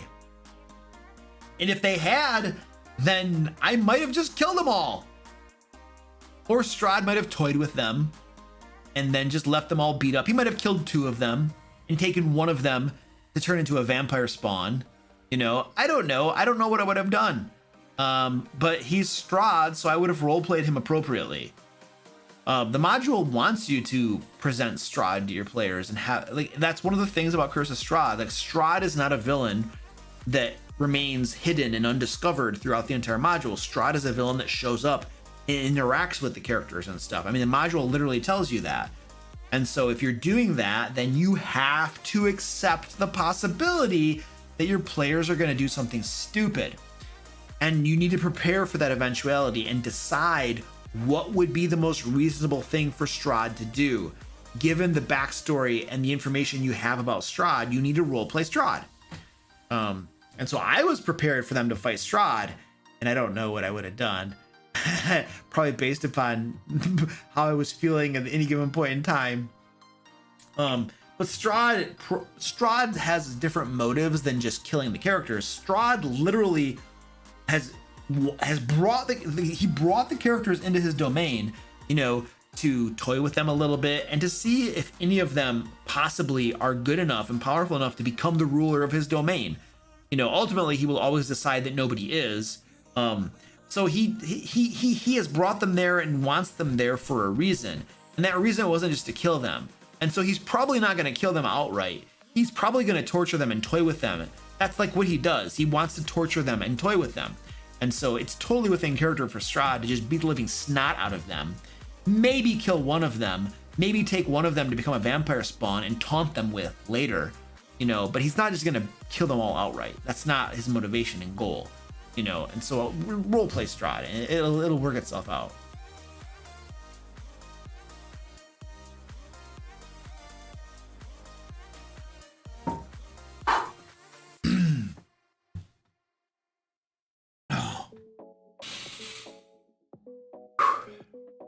All right. Hey, love your channel and your content. Thank you. Appreciate that. Not sure if this has been asked yet, but what tips would you recommend to a new DM on how to handle players that have a hard time actually working as a party? I'd let them fail a lot. Let them fail a lot, you know, and struggle a bit and see if they learn themselves. If they aren't, and it is causing a problem to gameplay, and it's becoming frustrating to the players or frustrating to you as the dungeon master, then you step in. And then you offer some very specific recommendations and advice and say, hey guys, you know, so you're not working well. What I've noticed is it seems like you're not working very well together as a party, and it's causing these results. Encounters are more challenging, this is happening and this is happening. And it feels like that's causing some frustration. So my recommendation is to maybe start looking at ways you can work together better as a party. Because then if you're able to do that, it's going to cause these things to not happen as often and for folks not to get frustrated as much. And so you can step in specifically and call out that behavior and give some recommendations. And you want to do it in a very diplomatic way and use like language, like, you know, that isn't like accusatory and stuff, but just suggestive. And it seems like, it feels like, you know, here's a recommendation. This is something you might consider, you know, use friendly, inviting, non-judgmental language as you guide them toward that thing, you know. But yeah, if people are getting frustrated and stuff, you can step in and give very specific recommendations. There's nothing wrong with that. Any tips on making interesting encounters using things like Dwarven Forged terrain? The terrain you use has nothing to do with well, no, terrain can influence how interesting an encounter is. It can, but I don't think. How do I answer that question? Any tips on making interesting encounters using things like Dwarven Forge terrain? I mean, just use different terrain. Using different types of terrain, period, is going to make your encounters more interesting. I don't know what else to say. So I'm just going to go to the next question. How would you run a great old one villain, and what would your ideal big plot points for this villain, like being summoned, etc.? I don't know offhand. That's like idea generation. I'd have to like be creative and think of ideas for a specific scenario or something. I don't know. I literally would have to brainstorm some ideas and think about that for a while to come up with anything. I don't have anything off the top of my head. Pass. Sorry. I'm finding it challenging with players at 10+ level and how they just kick the butt out of all encounters. Recommendations, please. Yeah, that's exactly what happens. You want to know why? Because the challenge rating system is destroyed and broken, and there are super powerful character options that Wizards keeps introducing because they hate dungeon masters apparently, and they love players. And someday all dungeon masters are going to quit playing the game because they don't have the tools they need to actually run the game. I get so many of these questions every live stream, and I'm so upset about it. And I'm so pissed at Wizards because they won't fix this problem. And they keep making it worse. They keep exasperating the problem. If they disenfranchise and alienate all of their dungeon masters, they won't have a game. I don't know that they understand this. You need to make your encounters more challenging. That's the answer. Pick monsters with higher challenge ratings. Increase their DPS a little bit. Have there be more monsters to an extent, because action economy really can swing things a lot. But you just need to make your encounters more challenging. That's the answer. That's the answer. That period, end of story, the answer. But things are still going to be swingy. Things are going to be very swingy. This is the frustration, right? Because if you don't want to curate the encounters on the fly, if you don't want to change things on the fly during a battle, because that can feel a little bit like cheating or a little cheesy or something, well, then you got to really try to plan it out a lot in advance to get it right out of the gate. But that's really hard because the challenge rating system doesn't work. And so you're just guessing. You're just guessing. So sometimes an encounter is going to be easy. Other times it's going to be super hard and kill them and TPK them. And holy crap, what do you do? So do you just change things on the fly? Do you change their hit points and their damage on the fly because it was way too easy or way too hard? That there's a certain element of that feels kind of cheap, right? Because it does. You know, you can't just change everything on the fly based upon how it's turning out. I wouldn't do that, you know. But at the same point, like we can't balance things properly because they keep doing stupid stuff with player options. I feel your pain. You just have to make your encounters more challenging and hope for the best. Do you get nervous talking in front of large groups, or have you ever been nervous? Yeah, I've been nervous before. So I have talked in front of very large groups before. I'm not nervous beforehand. I'm nervous like for the first minute of being on stage and talking to the entire group. But what happens is I know how this works. I'm nervous for like a minute and then I'm not, and then I'm comfortable. And so what I do is I memorize very, very well my introduction, the things I'm going to say at the very beginning. I have it memorized rote because during the first minute that I'm nervous, like my brain doesn't work. And so I memorize my introduction so that it's pat. And then I can get through my introduction and then I calm down and I'm no longer nervous and then I can just talk normally. And so, yeah, but I have been a little bit nervous when I'm getting in front of very large groups. But you know what really helps me when I have to speak in front of a large group? I haven't done this recently, but I used to do this a lot more years ago. It literally helps me to just stare at individual people. Like before it all begins, I'll just be like off stage or something and I'll be kind of looking at people. I'm looking at individual audience members, you know, like just looking at them as individuals and stuff, instead of seeing the entire mass of people, I'll just kind of look at individuals. Oh, there's a woman with her child, there's a guy, and there's a guy, and I'll just look at people, you know? For some reason that helps me. The other really weird thing, this is stupid. This is really stupid. I'll just look at people and be like, I could kick your butt. I could kick your butt. I could kick your butt. I could kick your butt. It's the stupidest thing in the world, you know? But for some reason that calms me down and makes me feel like it's okay. I don't know. It's just so illogical and stupid, but it's something too that I've just a little psychological trick, you know, that I've used. I don't know. It doesn't make any sense. Don't ask me why. I'm just talking now. You're getting me nervous. So I'm just saying stupid stuff.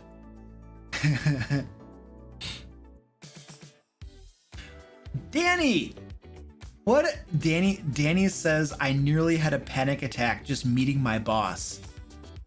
Must be nice. That wasn't me, was it? That wasn't when you met me. Danny, say that wasn't when you met me. Come on. And Penguin Butt says I feel your pain. Oh no. I have one-on-one meetings with Penguin Butt every 2 weeks. Or is it every month. Every month. I'm sorry. I know I'm super intimidating. I'm a mean person. I'm a lot more serious when I'm in my team meetings because we're actually talking about work and business and stuff. And so I don't know, it takes more seriousness.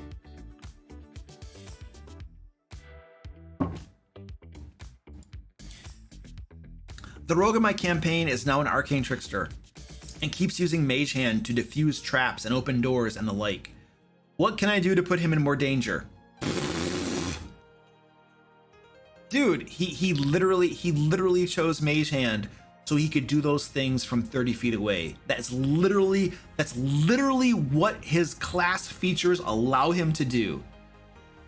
If you intentionally start changing things to put him in danger, that is just invalidating his class features and the choices he has made. And I think that's kind of crap. So I don't think I'm gonna answer your question because there are definitely ways I could do that off the top of my head, but I'm not gonna tell you how because it's not right. How many cats is too many cats? When you're unable to properly care for them, it's too many cats. But as long as you can properly care for them, provide medical attention, food, any other care that cats need, then I don't think you can have too many of them. Just make sure that you're able to properly care for them and keep them healthy. That's the most important thing.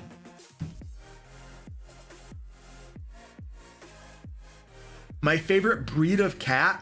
Didn't know there were different breeds of cat. I just have cats off the street. Like any cat that walks up to me off the street and doesn't have a home is a good breed of cat.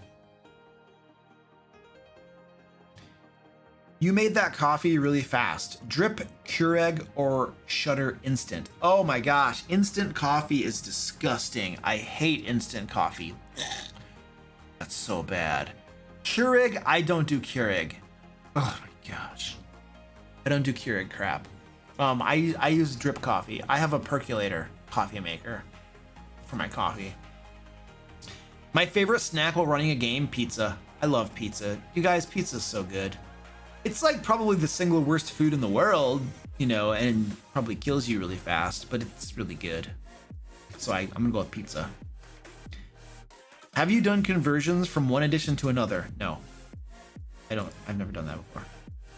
I don't think it's hard. I could easily do it because it just requires some knowledge. But I've not actually done it before. How do I effectively play a creature that can fly against my party?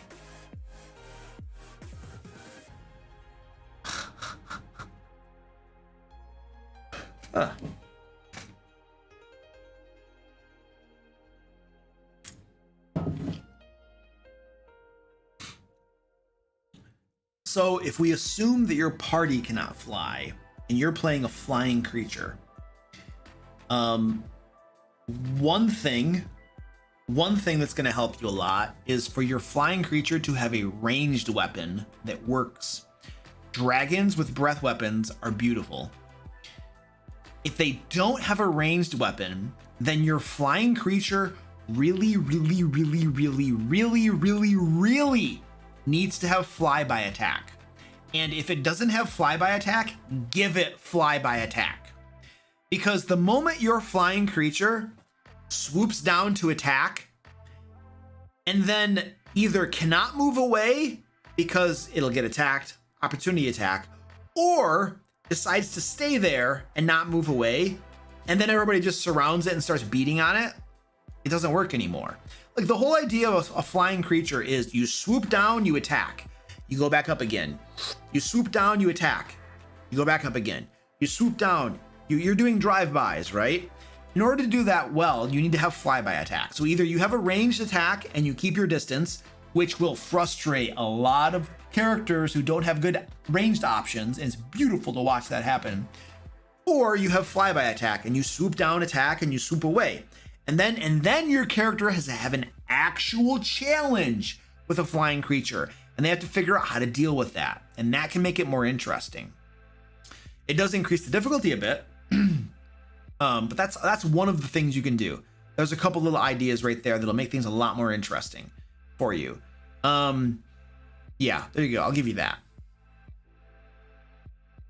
What is your favorite monster in mythology or story? Oh, I don't know. A monster in mythology or story. I don't know. Nothing really comes to my mind. I don't think I have a favorite monster in mythology or story. Yeah, I don't think I do. Nothing really jumps out at me, honestly.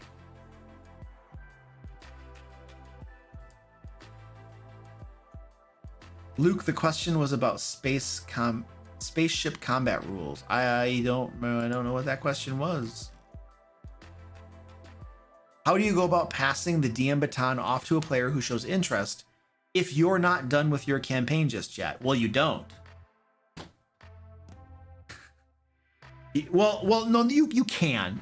So I wouldn't pass the baton. I would lend the baton. So I think I did this once for my Hand of Light group.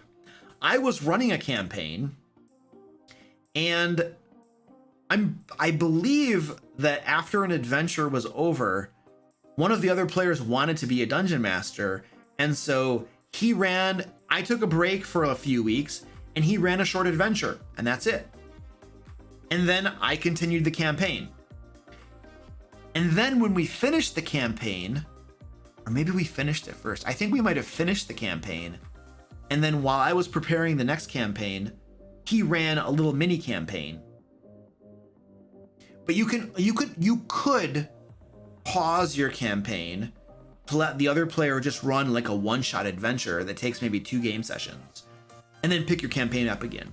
Just give them a shot. Let them play a little bit, you know. But you don't stop your campaign. So like I said, you're lending them the baton as opposed to passing the baton off. And then when your campaign is done, they might run a mini campaign or maybe even a full campaign. Who knows? Who knows? It depends on what you want as the dungeon master too, because there are many dungeon masters out there that do not like being players and they want to be dungeon masters. And so if you want to be the dungeon master, then definitely don't just be like, yeah, you can run the entire next campaign for like 2 years, because then you're missing out on the thing you really love doing.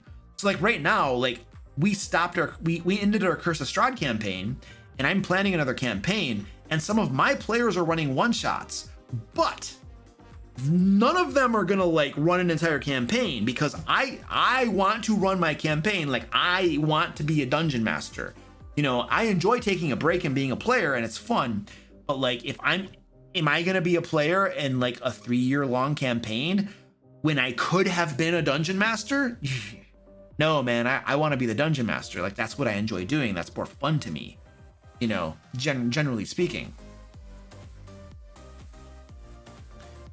What was the plot to your first campaign, and did it go well? Oh gosh, what do you mean by your first campaign? Like, my first campaign when I first became a dungeon master? I have no idea what that campaign was about. Clueless. Did it go well? I have no idea. I don't remember anything about it. I'm sure it sucked, but my players and I probably still had fun. Which is the crazy thing, you know, like how well you run the game as a dungeon master doesn't always influence whether you guys have fun or not. Like, I'm sure there are tons of people that by most standards run crappy games, and yet they and their players have lots of fun. Like, I guarantee you that the games I was running in high school were probably not that great. And the game I ran in college maybe wasn't even that great. I guarantee you, because I was just still kind of learning it and stuff, you know, and I wasn't very mature as a person even, you know, so it's like, but we still were enjoying ourselves and we were still having fun, but I'm sure that my games weren't actually that great. So your fun isn't always directly proportional to the quality of the game. There are other intangibles there that influence fun that are taken into the equation as well, I feel. What is that mug you got there and who makes it? I don't, this mug right here, I think the person who made it no longer is in business or something. But you can probably go on Amazon and find similar ones. It's just a wooden mug. I mean, it's really nice. It's huge. It's like as big as my head, you know. But I don't think this company's in business anymore.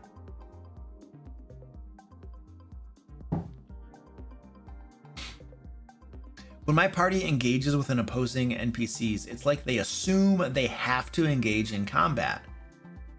Any tips on how to make it dawn on them that there are other options without forcing it? Just tell your players.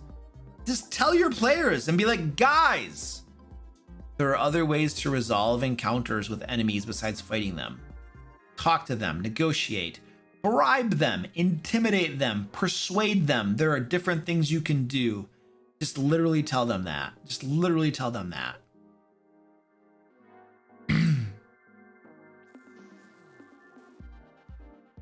Bacon pizza is good. It's very nice. You mentioned making monsters hit harder to increase the difficulty. What if the players are anxious about taking damage at all? Even if it doesn't take them to 0. As a DM, I gotta hurt them, yeah? Yeah. Dude, I don't care if you... All right, I'm gonna say something right now that people probably aren't gonna like. If your players are anxious about taking damage, then maybe this isn't the right game for them. Like, if being in combat and their characters taking damage causes anxiety for them and causes like an actual like emotional problem for them, this is probably not the best game for them. They need a game that doesn't have risk and challenge to it. They need a game where death is not on the line. Like, I'm sorry, but this game involves combat and there are monsters that want to eat your faces and they're going to try to hurt you. Like, and if that causes anxiety and problems for you and you can't deal with that, then this is probably not a good fit for you. It isn't. Now, there are lots of people that are going to disagree with that and they're going to be like, well, you know, you could change the game and do this and introduce safety measures and all. It's like, dude, listen. At some point, you have to concede that there are better games available that don't have death as a possibility in the rules, and that combat isn't a thing. Like, I don't know. At some point, you have to think that maybe you need a different game that better fits what you're looking for as a player, and that doesn't make you feel uncomfortable, and that doesn't cause anxiety and stuff. You know, like at some point, you got to figure there's a better game for you. You know, or there's a dungeon master who's gonna run a game where nobody ever gets hurt. Like, every battle you go into, you know, you never take damage, you never get hurt. There's no possibility of death. You know, there are dungeon masters who run games like that. Go get in one of those games. Go get in one of those games. What's your favorite color piece in Catan? Red or blue? Red or blue? Either of those. I love Catan. Catan is like one of my favorite games ever. I've only got 2 questions left. How would you deal with a character that constantly trolls using metagaming and get the party in trouble? I would tell them to stop. Stop. I would just either take them aside or perhaps do it in front of the entire group. I don't freaking care. But somebody who's intentionally trolling, using metagaming, and they're getting the party in trouble, they're doing really bad things to screw everybody over. Like I had a player once who would do this a lot. The party would be in a fight, and he would go off into different areas of the dungeon to wake up more monsters and drag them back to the fight. And once I got wise to that, and actually I didn't even see it, one of my other players, Joe, told me about it. And I was like, oh my gosh, you're right, he is doing that. He is intentionally trying to screw you guys over. That pissed me off. And so I immediately addressed that, and I was like, dude, stop doing that.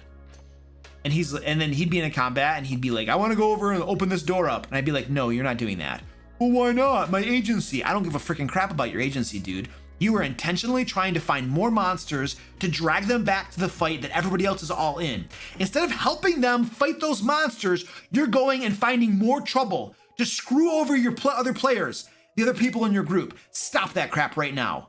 Like, no, dude, I call BS on that. I'm going to address that head on right there. I'm going to be aggressive. I'm not going to put up with that crap. It's horse crap. And if that player takes offense and doesn't like that and they leave, good. Let them leave. I will find another player like that. Listen, you don't have to put up with bad players. You don't. There are so many people looking for D&D games that can't find them. You do not have to put up with bad players. Get rid of them. Toss them out. Dude, if you've talked with them and they're not changing their behavior and they continue doing bullcrap crap, get them out of your game right away. Find a different player. Well, they're a friend.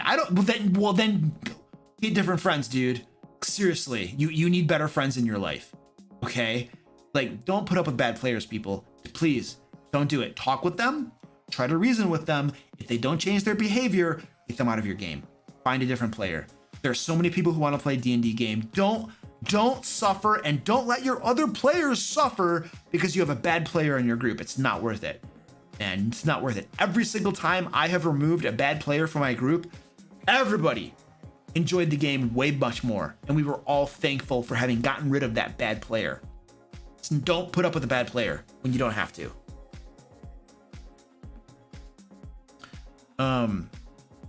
Have you ever run more than... Well, I gotta get these questions. I'm almost done. Have you ever run more than one campaign with the same players at the same time? No, I haven't. I have one that doesn't have one of my friends that can't make it sometimes. Okay, cool. Yeah, you can do that. How do you handle player death in a campaign? If player death? Oh gosh, geez. If a player dies in a campaign, wow, I've never had a player die in a campaign. I mean, that would be hard to deal with somebody actually dying. Now, if you were talking about characters dying, that's a whole different story. Characters die in my campaigns all the time. If they die, they die. That's the game. In 5th edition, it doesn't really matter because they're going to get resurrected. Any recommendations to make it memorable? I mean, no. I don't care enough about making it memorable. I'm sorry. I'm tired. We're almost done here. Here's the thing. If a character dies in 5th edition, they will get resurrected like that. It's trivial.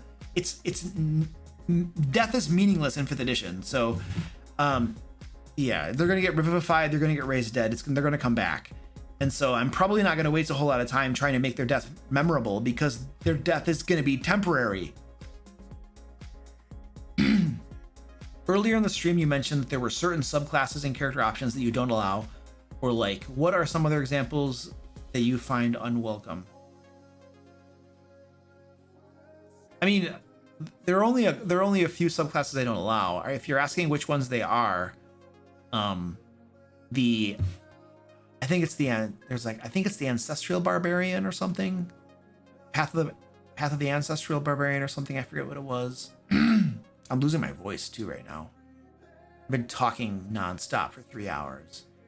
The new sorcerer subclass from Dragonlance is banned already before it's even released because it is so overpowered and broken. Wow. Can't believe Wizards is doing this. This is just pathetic. It's so Okay, anyway. I don't know. I gave you a couple. Hang on. Next. What is your favorite monster? I don't have one. What monster do you want to use but haven't yet? I don't know. Usually when I find a monster that I want to use, I use it pretty quickly. Because they always have to travel from point A to point B, and there's usually an opportunity to use that monster. What is the scariest monster type in your opinion? Aberrations are usually pretty scary. Aberrations are usually the most terrifying of monsters, in my opinion. All right, I finished the questions. Oh, what? Ah! No, I'm done. We're done with the questions. We're doing the giveaway because we're going to end the live stream. I really need to go to the bathroom. So I'm going to draw the winner to the giveaway. If you haven't entered the giveaway, then you should have. I'm drawing the winner right now. Drawing the winner. Here we go. Drawing the winner. Drawing right now. Oh, the Twilight Cleric? Yeah, I've heard that's pretty messed up.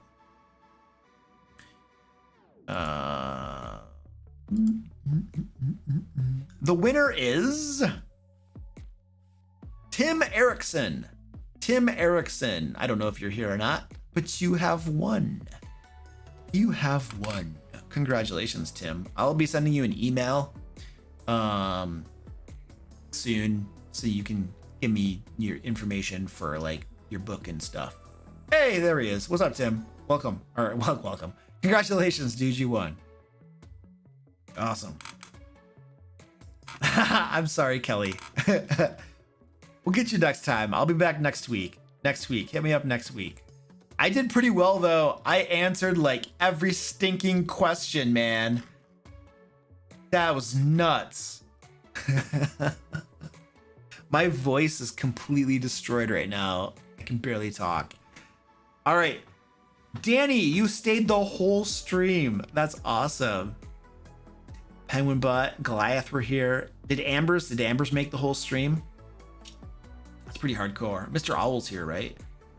You don't have to. I'm just curious. Anyway, we're done. We're done, ladies and gentlemen. Matthew says, you even answered one of mine that was not a question. Okay, cool. All right, I'm done, ladies and gentlemen. Have yourselves a wonderful evening. I'll see you next week and stuff and all that kind of cool things. So, okay, bye now. Bye. I'm done. I'm leaving.